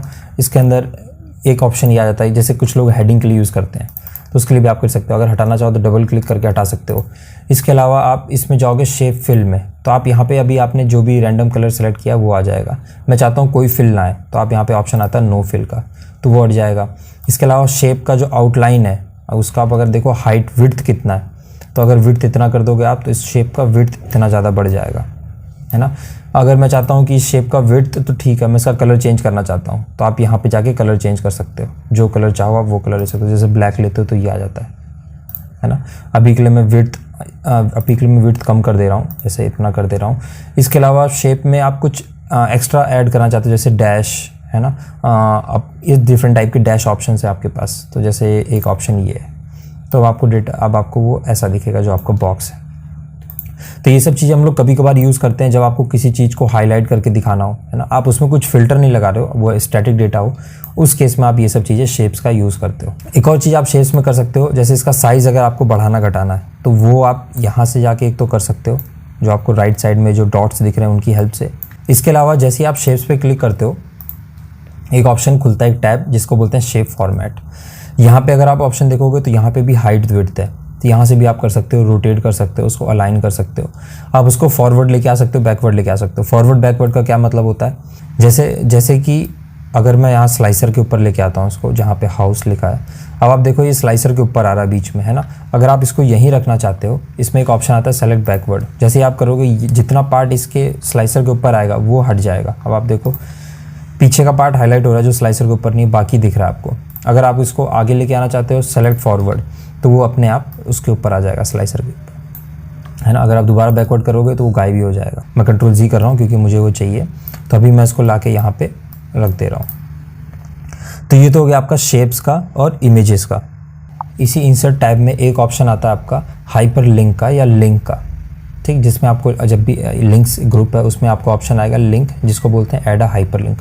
हाइपर लिंक का मतलब क्या होता है, जैसे लिंक का मतलब ही क्या होता है कि आप किसी चीज़ को कनेक्ट करना, लिंक का मतलब यही हो गया ना। तो अगर आप किसी सेल को किसी वर्कशीट के साथ कनेक्ट करना चाहते हैं, है ना, या आप किसी और डेटा सोर्स के थ्रू किसी पेज के वेबसाइट के URL के थ्रू कनेक्ट करना चाहते हैं, वो सभी काम आप इस लिंक के थ्रू कर सकते हैं।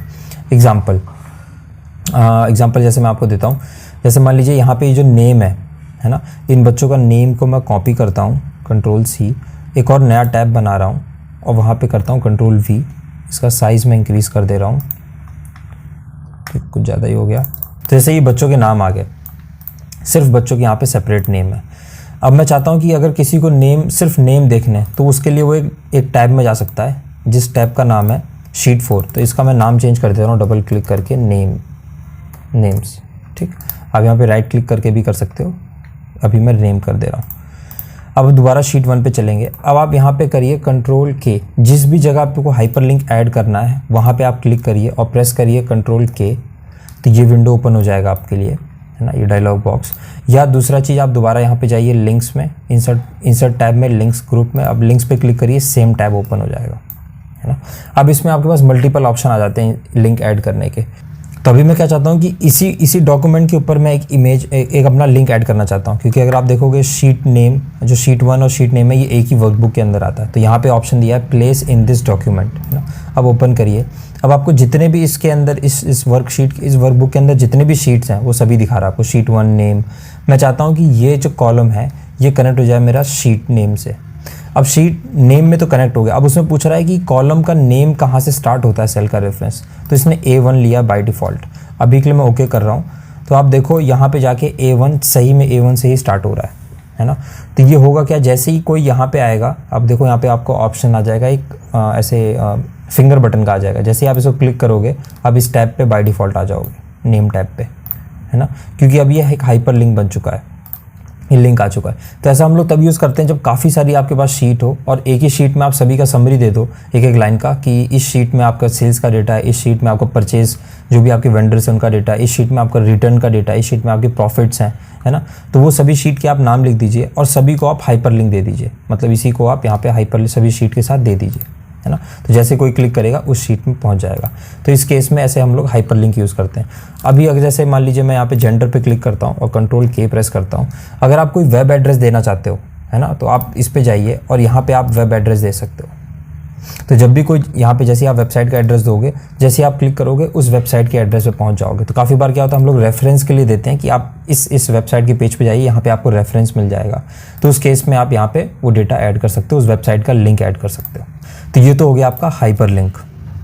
अब हम लोग देखते हैं कि ड्रॉप डाउन कैसे ऐड करते हैं एक एक्सेल शीट में, है ना। ये ड्रॉप डाउन आपको काफ़ी बार हेल्प करता है। अगर आप सेम कंसिस्टेंट डेटा सेलेक्ट करना चाहते हैं, जैसे अभी जिस केस में हम लोग करेंगे, तो उसके लिए हम लोग को क्या चाहिए होगा, एक सबसे पहले आपको एक टेबल चाहिए होगा जिसमें आपके जो भी ड्रॉप डाउन्स के अंदर जो भी आपकी लिस्ट आएगी, जो भी ऑप्शंस आएंगे, वो आपको एक टेबल में डालना होगा। जैसे अभी मैंने यहाँ पे ग्रेड्स लिखे हुए हैं ABC, तो इसको मैं क्या करूँगा, अभी एक टेबल में कन्वर्ट कर दूंगा। यहाँ जाऊँगा टेबल, दूसरा शॉर्टकट आता है Ctrl+T का, जो भी हम लोगों ने देखा। हेडर्स मेरे इसी टेबल में है, मैं बोलूँगा ओके, तब ये एक टेबल बन जाता है ना। अब जहाँ पे भी आपको ड्रॉप डाउन ऐड करना है वहाँ पे आप क्लिक करिए और आप जाइए डेटा में, है ना। डेटा में एक ऑप्शन आता है डेटा वैलिडेशन का, आप उस पर क्लिक करिए। जैसे आप ओपन करोगे, सबसे पहले आपको यहाँ पे दिखेगा सेटिंग्स में अलाउ में, है ना, कौन सी चीज़ को अलाउ करना है। तो मैं चाहता हूँ कि लिस्ट अलाउ करे वो। अब लिस्ट ये पूछ रहा है सोर्स क्या है उसका, तो मैं सोर्स दे रहा हूँ कि ये 3 कॉलम्स जो आपको, सॉरी जो 3 रोज़ हैं, जो ग्रेड है, ये चाहिए मुझे। आप ओके प्रेस कर दीजिए। तो आप देखोगे यहाँ पे एक ड्रॉप डाउन बटन का ऑप्शन आ गया अर्जुन के सामने, है ना। आप जैसे यहाँ क्लिक करोगे, अब ये 3 ग्रेड के ऑप्शन आपको देगा, है ना। क्योंकि मैं नहीं चाहता कि कोई D ग्रेड दे दे या E या A+, अपने मन से कोई ग्रेड बना दे। मैं चाहता हूँ डेटा कंसिस्टेंट हो, जो भी इस पे काम करे। जैसे अभी इस अर्जुन को A दिया हम लोगों ने, इसी तरह से आप इसी ड्रॉप डाउन को यहाँ पे कॉपी करके पेस्ट कर सकते हो। तो ये ड्रॉप डाउन का ऑप्शन आपके पास हर कॉलम में आ जाएगा। दूसरा ऑप्शन आता है कि आप यहाँ से ड्रैग कर लीजिए, तो सभी कॉलम्स में वो आपका ड्रॉप डाउन का ऑप्शन आ जाएगा। जैसे मैं मान लीजिए माधव को A दे देता हूँ, वृंदा को B, है ना, इंदु को B और गोपाल को C ग्रेड दे देता हूँ। तो ऐसे आपको सभी ग्रेड्स यहाँ पे मिल जाएंगे। तो ये तो हो गया आपका ड्रॉप डाउन। अब यहाँ पे मैं एक टॉपिक और कवर करना चाहता हूँ, काफ़ी बार यूज़ होगा अगर आप वेब इस पे एक्सेल पे काम करते हैं। जैसे कि ये जो कॉलम है, इसको भी मैं कॉपी कर ले रहा हूँ एक नई शीट में, है ना, पेस्ट कर दे रहा हूँ यहाँ पे, और शीट का साइज़ बढ़ा दे रहा हूँ मैं, ठीक, ताकि आपको देखने में आसानी हो। अब जैसे यहाँ पे ईमेल्स है मेरे पास, बट मैं क्या चाहता हूँ कि इस ईमेल में ये जो भी कॉलम है, इसको मैं वैल्यू को ब्रेक करना चाहता हूँ। मतलब @ के बाद जो वैल्यूज़ हैं वो अलग चाहिए, @ पहले के जो हैं वो अलग चाहिए। या आप इसमें कोई भी चीज़ ले सकते हो, जिस भी पॉइंट से आपको ब्रेक करना हो वो आप कर सकते हो। तो जैसे मैं यहाँ पे चाहता हूँ कि एक कॉलम बन जाएगा मेरा नेम, है ना। तो नेम कैसे मिलेगा मुझे, मैं इस पूरे कॉलम को सेलेक्ट करूँगा और यहाँ पे आप जाओगे डेटा टैब में, इसमें आपको मिलेगा डेटा टूल्स के अंदर ग्रुप में एक ऑप्शन मिलेगा आपको डेटा टू कॉलम्स में। तो जैसे ही आप इस पर क्लिक करोगे टेक्स्ट टू कॉलम्स में, ये डायलॉग बॉक्स ओपन हो जाएगा। इसमें आपके पास 2 ऑप्शन आता है। एक तो आता है कि आप फिक्स विड्थ पे कर सकते हो, दूसरा ऑप्शन आता है डिलिमिटेड का। तो डिलिमिटेड हम लोग यूज़ करते हैं जब हम लोग किसी कैरेक्टर्स पे, उस पर हम लोग को उस फील्ड को सेपरेट करना हो। तो अभी हमारे केस में कैरेक्टर्स पे करना है। मैं करता हूँ नेक्स्ट। अब इसमें आपको कुछ ऑप्शंस दे रहा है कि आप सेमीकोलन पे करना चाहते हो, आप कॉमा पे करना चाहते हो, अगर कोई स्पेस है तो वहाँ से आप सेपरेट करना चाहते हो, या कोई अदर्स है। अभी हमारे केस में अदर है, तो मैं अदर पे क्लिक करता हूँ और यहाँ पे अपने मन से मैं सिंबल जो चाहिए हम लोग को @ लिख देता हूँ। अब आप देखोगे कि सभी का फर्स्ट नेम के बाद वो @mail.com जो भी था वो सेपरेट हो रहा है ना। आप प्रेस करिए नेक्स्ट। तो बाय डिफ़ॉल्ट अभी तो इसने सेलेक्ट कर रखा है डिलिमिटर ने A कॉलम को, है ना, और इसको ये ब्रेक कर देगा नेक्स्ट कॉलम में। अभी आप जैसे जाओगे यहाँ पे फिनिश क्लिक करोगे, पूछ रहा है कि यहाँ पे ऑलरेडी कोई वैल्यू है, नीचे से नेम लिखा हुआ है ना, इसको रिप्लेस करना चाहता हूँ। मैं बोलता हूँ ओके। अब आप देखो इसने अर्जुन जो भी फर्स्ट नेम था उसको यहाँ रखा, बाकी @ के बाद जो भी था उसने इसको यहाँ पे ब्रेक कर दिया। अगर आपको दोनों ही चीज़ चाहिए होती, जैसे मैं अभी Ctrl+Z कर देता हूँ, जैसे मेरे केस में मान लीजिए आपको ये भी रखना है और एक और नया कॉलम भी चाहिए, तो पहले आप इसको कॉपी कर लीजिए, यहाँ पे जाइए आप इंसर्ट कॉपीड कर लीजिए। नेम को भी मैं डिलीट कर दे रहा हूँ। पूरे कॉलम को आप दोबारा क्लिक करिए, सेलेक्ट करिए, आप जाइए टेक्स्ट टू कॉलम में, सेम डिलिमिटेड में जाइए, नेक्स्ट में जाइए, अदर में @ है, नेक्स्ट में जाइए, कॉलम बोल रहा है इसने B1 सेलेक्ट किया, ठीक है, आप फिनिश कर दीजिए। अब आप देखो यहाँ पे आपको अर्जुन दे दिया, @ पे ब्रेक कर दिया, ठीक। इसको मैं कर दूंगा डिलीट और इसका नेम मैं चेंज करके कर दूंगा इस कॉलम का कि ये नेम है। अब बेसिक एक्सेल में आप टॉपिक आता है जो कि है ग्राफ बनाना, है ना, तो वो मैं आपको बेसिक लेवल पे सिखा दे रहा हूँ, है ना। तो सबसे पहले उसके लिए हम लोग को क्या चाहिए होगा, X और Y एक्सिस चाहिए होगा। तो मैं यहाँ पे नेम सेलेक्ट कर रहा हूँ और यहाँ पे फाइनल टेस्ट के स्कोर सेलेक्ट कर रहा हूँ। आप इसको कॉपी करिए, एक नया शीट ओपन कर रहा हूँ, यहाँ पे जाके मैं कर दे रहा हूँ पेस्ट, ठीक। तो यहाँ पे मुझे वो दोनों कॉलम मिल जाएंगे। मैं इसका साइज़ थोड़ा सा बढ़ा रहा हूँ ताकि देखने में थोड़ा इजी हो जाए। अब मैं इसको सेलेक्ट कर रहा हूँ पूरे कॉलम को, है ना। और पूरे कॉलम को सेलेक्ट करने के बाद जो भी आपको चार्ट चाहिए उसके लिए आप जाइए इंसर्ट टैब में। इंसर्ट टैब में जाते ही आपको एक ऑप्शन मिलेगा, एक ग्रुप होगा चार्ट्स का, इसमें रिकमेंडेड चार्ट्स होंगे, आप इस पर क्लिक करिए। अभी आपको डिफरेंट रिकमेंडेड चार्ट्स दिखा रहा है। मोस्ट ऑफ द केसेस में आपका काम यहाँ से हो जाएगा, बट अगर आपको लगता है कि आपको कोई और पैटर्न के चार्ट चाहिए, कोई और चार्ट का टाइप चाहिए, तो आप यहाँ जा सकते हो। यहाँ पे आपको डिफरेंट ऑप्शंस मिल जाएंगे, है ना। ये पाई चार्ट हो गया, ये लाइन चार्ट हो गया, एरिया अंडर द कर्व हो गया, है ना, एरिया चार्ट हो गया। इस तरह के आप चार्ट यूज़ कर सकते हो जैसा आपको चाहिए, है ना। यहाँ पे काफ़ी सारे चार्ट होते हैं, ट्री मैप हो गया, है ना, हिस्टोग्राम हो गया, बट अभी हमारे केस के लिए कॉलम चार्ट काफ़ी अच्छा होगा। मैं उसको सेलेक्ट कर ले रहा हूँ और यहाँ पे 2 ऑप्शन दिखा रहा है। एक तो बेसिक हो गया जिसमें आपको ऐसे चार्ट मार्क्स दिखे होंगे, नीचे नाम होगा। दूसरे में थोड़ा सा इनका विड्थ ज़्यादा है, कुछ कलर ग्रेडेड है उस टाइप का, बट मुझे बेसिक वाला ठीक लग रहा है, मैं इसको ओके कर दे रहा हूँ। इसका साइज़ यहाँ से बढ़ा ले रहा हूँ। अब यहाँ पे देखोगे आप, ये चार्ट बन गया नॉर्मल। यहाँ पे सभी बच्चों के नाम आ गए, उनके सभी के मार्क्स आ गए आउट ऑफ 100। अब इसमें अगर आपको नंबर्स ऐड करने, एक ऑप्शन आपके होवर करोगे तो आपको नंबर दिखा देगा, है ना, कि इसका 98 है, 89 है। अब मैं चाहता हूँ कि इनके नंबर्स मुझे दिखें, तो यहाँ पे प्लस ऑप्शन होगा चार्ट में, आप उस पर जाइए। तो इसका साइज़ काफ़ी ज़्यादा है, तो सबसे पहले मैं इसका साइज़ काफ़ी ज़्यादा हो गया, इसको मैं थोड़ा कम कर ले रहा हूँ। अब यहाँ पे राइट टॉप कॉर्नर में आपको ऑप्शन दिख रहा होगा चार्ट एलिमेंट्स का, आप उस पर क्लिक करिए। यहाँ पे एलिमेंट्स आ जाएंगे। तो मुझे क्या चाहिए इसमें, मुझे चाहिए डेटा लेबल्स, है ना। आप क्लिक कर दीजिए डेटा लेबल्स पे, आप सभी के आपको डेटा लेबल्स दिखाएगा, तो आपको होवर करने का जरूरत नहीं पड़ेगा। इसके अलावा इसमें अगर आपको ग्रिड लाइन, जो पीछे आपको ये हॉरिजॉन्टल लाइंस दिख रही हैं, ये नहीं चाहिए, आप इस पर क्लिक कर दीजिए, ग्रिड लाइंस भी हट जाएंगी। चार्ट के एक्सेस इसमें अभी नहीं आ रहे, मैं चाहता हूँ कि चार्ट के एक्सेस भी आ जाएँ, तो आप क्लिक करिए एक्सेस टाइटल पे, ठीक। अब यहाँ पे आप एक्सेस पे नाम दे सकते हो, तो जैसे ये क्या है, ये है स्टूडेंट नेम्स, है ना। और ये क्या है, ये है उनके टोटल मार्क्स। तो यहाँ पे हम लोगों ने लिख दिया टोटल मार्क्स, स्टूडेंट्स नेम, और ये अब चार्ट ऐसा बेसिक चार्ट ऐसा बन के तैयार हो गया। अब हम लोग सीखेंगे वी लुकअप को यूज़ करना। तो उससे पहले हम लोग जान लेते हैं कि वी लुकअप होता क्या है। तो वी लुकअप का फुल फॉर्म होता है वर्टिकल लुकअप, है ना। और इसको हम लोग यूज़ करते हैं एक्सेल में, जब हम लोग को किसी भी कॉलम के सामने उसकी रिस्पेक्टिव वैल्यूज़ चाहिए हो इसी कॉलम के बेस पे। जैसे मुझे नेम के बेसिस पे कोई भी वैल्यूज़ चाहिए हो जो कि इस टेबल में प्रेजेंट हो, है ना। जैसे यहाँ पे आपके पास मल्टीपल कॉलम्स है, एज है, जेंडर है, क्लास है, यूनिट टेस्ट के नंबर हैं और फाइनल टेस्ट के नंबर है। ये सब वैल्यूज़ मैं नेम कॉलम के बेसिस पे यहाँ पे लेके आ सकता हूँ। तो उस केस में हम लोग यूज़ करते हैं वी लुकअप।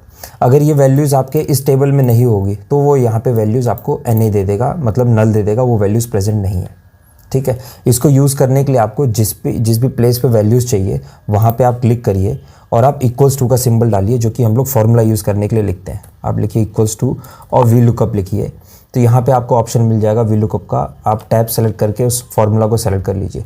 उस फार्मूला में सबसे पहला वैल्यू जो मांगता है वो आपका मांगता है लुकअप वैल्यू।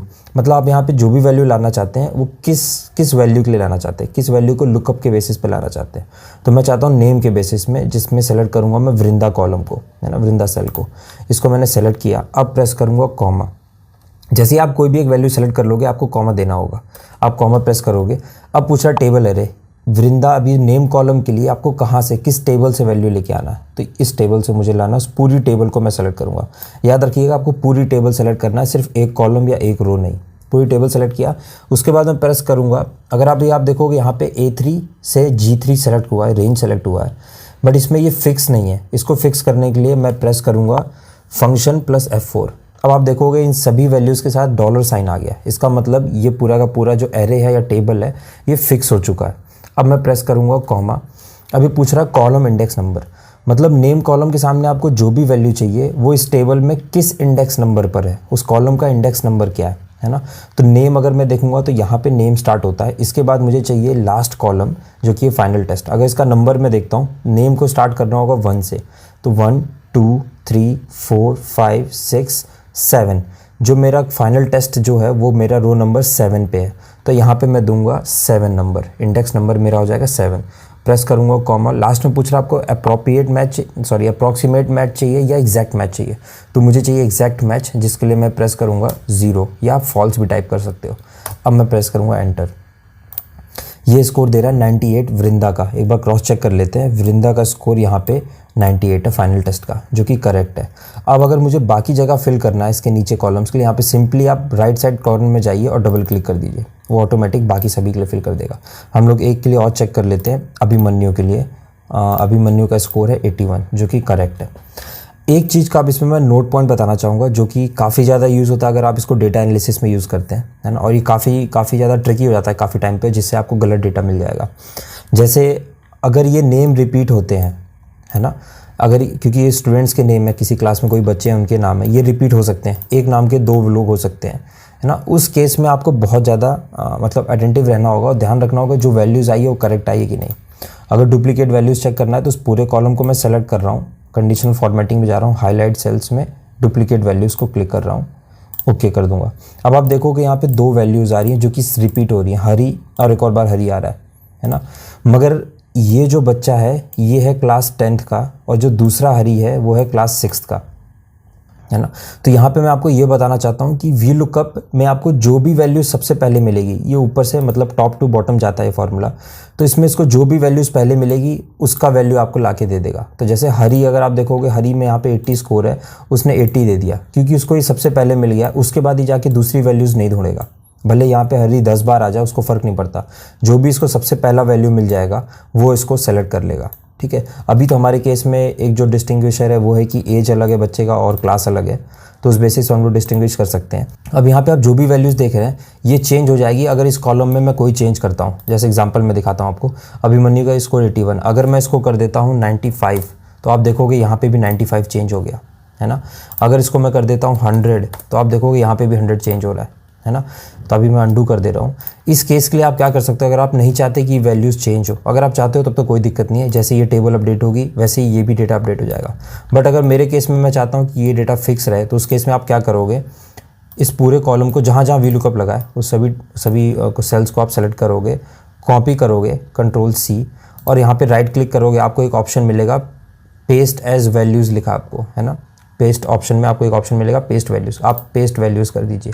अब आप देखोगे तो फॉर्मूला बार में जो फॉर्मूलेज लगे थे वी लुकअप के वो हट चुके हैं, तो ये आपके एक एब्सोल्यूट वैल्यू बन गया। अगर अब मैं यहाँ पे कोई चेंज करता हूँ, है ना, जैसे 100 कर देता हूँ, तो यहाँ कोई फ़र्क नहीं पड़ेगा क्योंकि अब ये एब्सोल्यूट नंबर बन चुके हैं, फॉर्मूलाज हट चुके हैं। तो आई होप आपको ये वी लुकअप टॉपिक क्लियर हो गया होगा। अब हम लोग देखते हैं कि पिवट टेबल को कब यूज़ करते हैं और कैसे यूज़ करते हैं। तो उससे पहले हम लोग ये जान लेते हैं कि पिवट टेबल होता क्या है। तो पिवट टेबल एक बहुत ही पावरफुल टूल है जो कि एक्सेल में होता है और ये हेल्प करता है आपको डेटा कैलकुलेट करने में, डेटा को समराइज़ करने में और किसी भी डेटा को एनालाइज करने में, खासकर जो काफ़ी ज़्यादा लार्ज नंबर में डेटा होते हैं उनको एनालाइज करने में। और ये सब चीज़ें करने के बाद आप डेटा से आप ट्रेंड फाइंड कर सकते हो, उसमें अगर कोई पैटर्न है तो वो आप फाइंड कर सकते हो और साथ ही साथ आप उन डेटा को आपस में कंपेयर कर सकते हो, है ना। इन सब केस के लिए हम लोग पिवट टेबल का यूज़ करते हैं। अब जैसे यहाँ पे अगर मैं आपको यूज़ केस बताऊँ तो जैसे मान लीजिए मेरा क्वेश्चन है कि कौन से बच्चे, बॉयज़ या गर्ल्स, मतलब मेल या फीमेल, कौन से बच्चे का स्कोर फाइनल टेस्ट में ज़्यादा आता है, तो इस डेटा को आप एनालाइज कर सकते हैं। एक ऑप्शन तो आता है कि आप इसमें फ़िल्टर लगाओ, फिर एक बार मेल चेक करो उसका सम करो, फिर एक और बार फ़िल्टर लगाओ आप फीमेल चेक करो, फिर उन सभी का सम करो, तब आप जाके बता पाओगे, है ना। अभी तो यहाँ थोड़ा सा डेटा है तो ईजी हो गया, जब इसको मैं और कॉम्प्लेक्स करता जाऊँगा तो आपके लिए बहुत दिक्कत हो जाएगा। जैसे मैं बोलूँ भूमि हाउस में कौन से बच्चे ज़्यादा अच्छा पढ़ते हैं, गर्ल्स या बॉयज़, है ना। तो वो कॉम्प्लेक्स चीज़ एनालाइज करने के लिए या डेटा को समराइज करने के लिए हम लोग यहाँ पे पिवट टेबल यूज़ करेंगे। उसके लिए क्या करो, आप सबसे पहले आप जाओ इंसर्ट टैब में, आपको ऊपर सबसे ऊपर इंसर्ट टैब मिलेगा, आपको ऑप्शन मिलेगा, सबसे पहला ऑप्शन मिलेगा टेबल वाले ग्रुप में पिवट टेबल का, आप उस पर क्लिक कर दीजिए।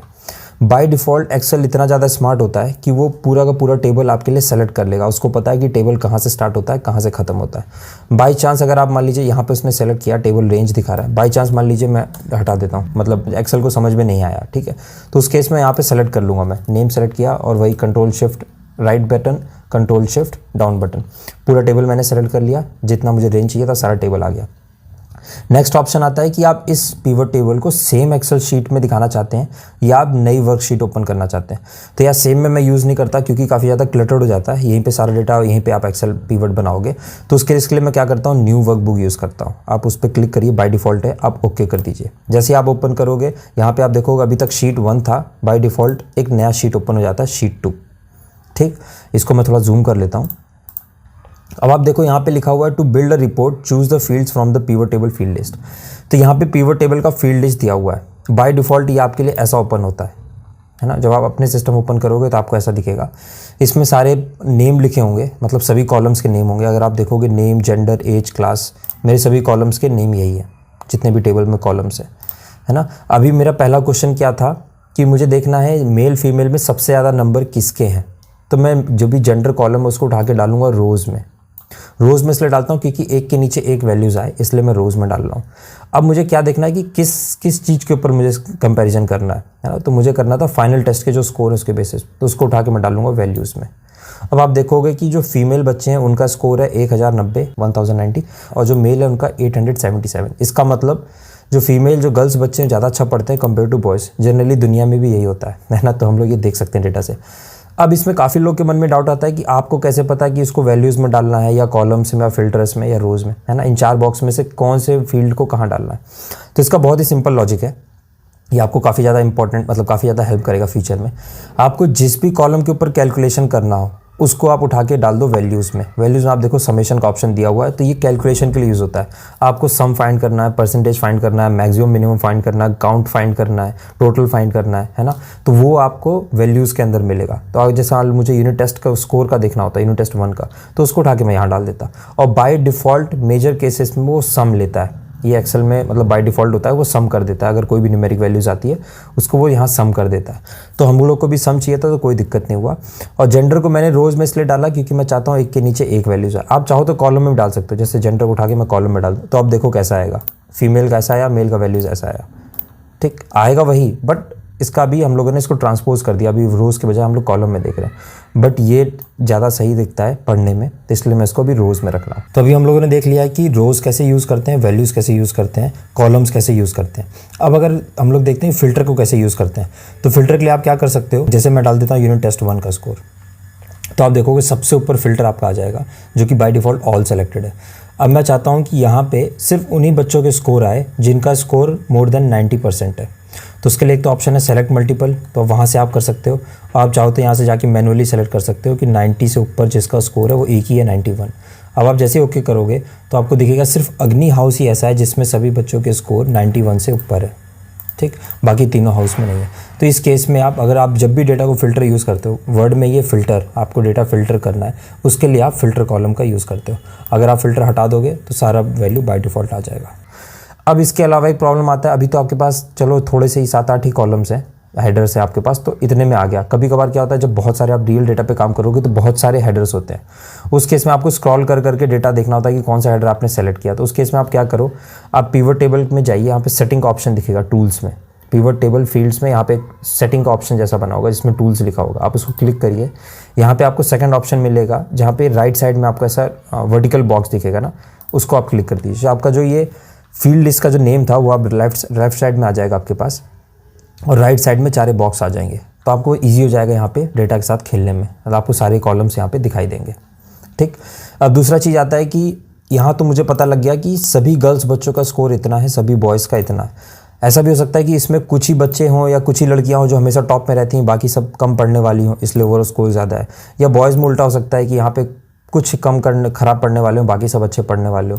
तो इस चीज़ का देखने के लिए मैं देखना चाहता हूँ कि ऑन एन एवरेज एक लड़की का स्कोर कितना आता है और एक लड़के का स्कोर कितना आता है। उसको देखने के लिए मैं क्या करूँगा, यहाँ पे आपको ऑप्शन मिलेगा सम में, जो ड्रॉप डाउन बना है, यहाँ पे आप जाइए, क्लिक करिए, आपको ऑप्शन दिखेगा फील्ड वैल्यू सेटिंग का, ठीक, आप उस पर क्लिक करिए।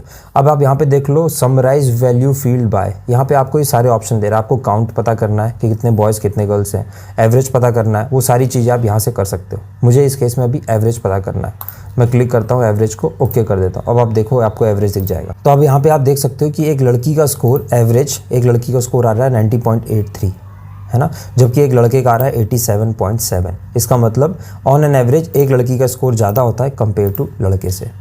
तो ये तो हो गया आपका बेसिक पिवट टेबल।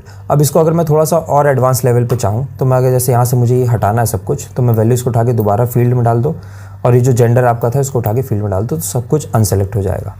अब मैं क्या देखना चाहता हूँ, हाउस का डेटा देखना चाहता हूँ। जो भी क्लास में हाउस होते हैं उसको उठा के मैंने रोज़ में डाला, चारों हाउस की लिस्ट आ गई। इस हाउस में देखना चाहता हूँ कौन से बच्चे कितना अच्छा पढ़ते हैं, तो मैं फाइनल टेस्ट के स्कोर को उठा के दोबारा वैल्यूज़ में डाल दूँगा और बाय डिफ़ॉल्ट वो सम ले लेगा, ठीक। अब आप देखोगे कि सबसे हाईएस्ट स्कोर कितना है, तो उसके लिए मैं क्या करूँगा, यहाँ पे कहीं भी आप राइट क्लिक करिए पूरे इसमें फील्ड में, और यहाँ पे सॉर्ट का ऑप्शन आपको मिलेगा, है ना। आप इसमें कर दीजिए लार्जेस्ट टू शॉर्टेस्ट। अब जैसे ही देखोगे यहाँ पे सबसे हाईएस्ट अगर आप देखोगे तो वायु ग्रुप के जो बच्चे हैं, वायु हाउस के जो बच्चे हैं, उनका सबसे ज़्यादा स्कोर है 646 कंपेयर टू बाकी जितने तीनों हाउस हैं। अब इसमें मैं देखना चाहता हूँ कि ये जो 646 स्कोर आया है, ये सबसे ज़्यादा किसने स्कोर किया, लड़कों ने या लड़कियों ने? काफ़ी इंटरेस्टिंग क्वेश्चन है ना ये। इसको जानने के लिए हम लोग क्या करेंगे, यहाँ पे हम लोग जो जेंडर कॉलम है, जो जेंडर फील्ड है, उसको यहाँ पे लेके आएंगे रोज़ में। अब आप देखोगे ये डेटा आपका दो और कॉलम्स में, 2 और रोज़ में डिवाइड हो जाएगा। तो अब यहाँ पे आप देख सकते हो कि वायु ग्रुप में फीमेल का कितना कंट्रीब्यूशन स्कोर है, मेल का कितना है, वो सभी आप यहाँ पे देख सकते हो।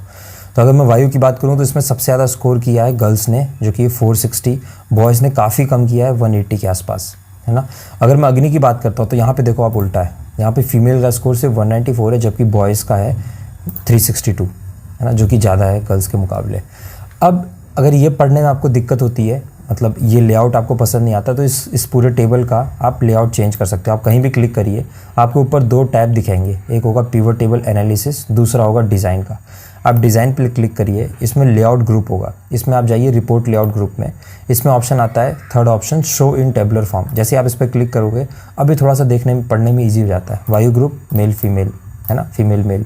अग्नि में जो भी गर्ल्स बॉयज़ हैं सबका स्कोर आ जाता है। दूसरा चीज़, अब मैं नहीं चाहता कि ये सबका सब टोटल दिखाए, यहाँ पे जितने भी सब टोटल आ रहे हैं, उसके लिए क्या करूँगा मैं, इसी आपको लेआउट में ऑप्शन, सबसे पहला ऑप्शन आएगा सब टोटल का, आप उस पर क्लिक करिए, डू नॉट शो सब टोटल्स। आप क्लिक करिए, सारे सब टोटल्स हट जाएंगे। सिमिलरली आप ग्रैंड टोटल अगर हटाना चाहते हैं, आप यहाँ पे जाइए ग्रैंड टोटल ऑप्शन में, सबसे ऊपर आता है of for rows and columns, तो वो भी हट जाएगा। इसके अलावा भी आप कुछ बेसिक फॉर्मेटिंग कर सकते हो, जैसे इस टेबल का कलर चेंज करना है तो आप यहाँ पे जाइए, सब कलर चेंज हो जाएंगे, इसके फॉर्मेट चेंज हो जाएंगे, है ना। ये सब चीज़ें आप बेसिक कर सकते हो यहाँ पे। अब इसके अलावा मुझे देखना है कि जैसे यहाँ पे मेल्स जो हैं इनका स्कोर ज़्यादा है, जो लड़के हैं अग्नि हाउस में उनका स्कोर ज़्यादा है, मुझे देखना है ये लड़के हैं कौन, है ना। तो आप यहाँ पर जो 362 लिखा है, इस पर आप डबल क्लिक करिए, वो अपने आप एक नया टैब खोलेगा, एक नया शीट खोलेगा, उसमें आपको सभी बच्चों के नाम दिखा देगा। तो आप देखो यहाँ पे 4 लड़के हैं जिन्होंने इतना स्कोर किया है। अब एक लास्ट फाइनल चीज़ मैं आपको बता देता हूँ जो काफ़ी हेल्पफुल होगा आपके लिए।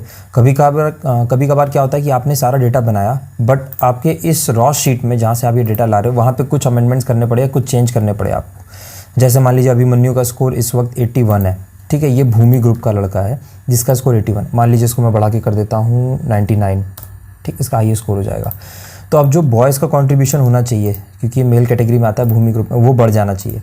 अभी देखो आप बाय डिफ़ॉल्ट कितना है, 240 है, बट यहाँ पे स्कोर हम लोगों ने 81 से 99 कर दिया है, तो अब ये बढ़ जाना चाहिए। तो वो स्कोर यहाँ पे रिफ्लेक्ट करने के लिए आप क्या करोगे, आपको क्लिक करना होगा, पहले आप इस टेबल पे क्लिक करो, आपको ऑप्शन दिखेगा पिवट एनालाइज का, है ना। आप बाहर क्लिक करोगे तो वो ऑप्शन नहीं आएगा, आपको पिवट टेबल पर कहीं क्लिक करना होगा, कहीं भी, ठीक। अब आपको ऑप्शन दिख रहा है पिवट टेबल एनालाइज का, इस पर आप क्लिक करिए, पिवट टेबल एनालाइज पे। यहाँ पे ऑप्शन दिख रहा होगा आपको डेटा में रिफ्रेश का, है ना। जैसे ही आप रिफ्रेश क्लिक करोगे, अभी आप देखना भूमि में 240 का स्कोर चेंज हो जाएगा। जैसे आप रिफ्रेश करोगे, रिफ्रेश ऑल कर देता हूँ, रिफ्रेश एक ही बात है, रिफ्रेश ऑल कर दे रहा हूँ। अब देखो यहाँ पे 240 से 258 स्कोर हो गया, क्योंकि अभी हम लोगों ने यहाँ पे जाके स्कोर 99 कर दिया है, मतलब 18 स्कोर बढ़ाया था, वो यहाँ पे आपको रिफ्लेक्ट कर रहा है ना। तो इस रिफ्रेश की हेल्प से आपको बार बार पिवट टेबल बनाने का जरूरत नहीं है। जैसे यहाँ तो अभी चलिए 2 ही कॉलम थे, 2 ही रोज थे, तो काम इजी हो गया। काफ़ी बार काफ़ी चीज़ें, काफ़ी डेटा बना के आप इसको डालते हो, और आप नहीं चाहते कि आपको फिर से वो मेहनत करना पड़े, तो आप यहाँ पे जाके डायरेक्टली यहाँ क्लिक करिए, आप जाइए पिवट टेबल टैब में और यहाँ पे जाके रिफ्रेश कर दीजिए। इसी तरह अगर आप टेबल चेंज करना चाहते हो, है ना, किसी केस में मान लो यहाँ पे आप कुछ नया ग्रुप ऐड कर देते हो, कुछ और, जैसे मान लीजिए मैं बोलता हूँ कि हाफ ईयरली टेस्ट, इसका स्कोर आप ऐड कर देते हो। यहाँ पे मैं डबल क्लिक कर दे रहा हूँ, कॉलम आ जाएगा। अब यहाँ पे स्कोर ऐड कर देता हूँ। अगर आप यहाँ पे देखोगे तो यहाँ पे वो कॉलम अभी नहीं आ रहा, तो उसके लिए आप क्या करोगे, यहाँ पे आप दोबारा पिवट टेबल पे क्लिक करोगे, पिवट टेबल टैब पे जाओगे, यहाँ पे ऑप्शन आपको सेम डेटा टैब में, डेटा ग्रुप में आपको दिखेगा चेंज डेटा सोर्स, आप इस पर क्लिक करिए, चेंज डेटा सोर्स पे क्लिक करिए। अभी आप बाय डिफ़ॉल्ट इसने एच कॉलम तक सेलेक्ट किया है, आप शिफ्ट होल्ड करके रखिए, कंट्रोल और शिफ्ट, और एक बार राइट क्लिक कर दीजिए। जैसे आप राइट क्लिक करोगे, राइट एरो, वो अपने आप हाफ ईयरली टेस्ट को सेलेक्ट कर लेगा, आप ओके प्रेस कर दीजिए। अब आप यहाँ पे देखोगे कि हाफ ईयरली का जो स्कोर का जो टेस्ट था, जो कॉलम था, वो यहाँ पे रिफ्लेक्ट कर रहा है। तो ये सारा बेसिक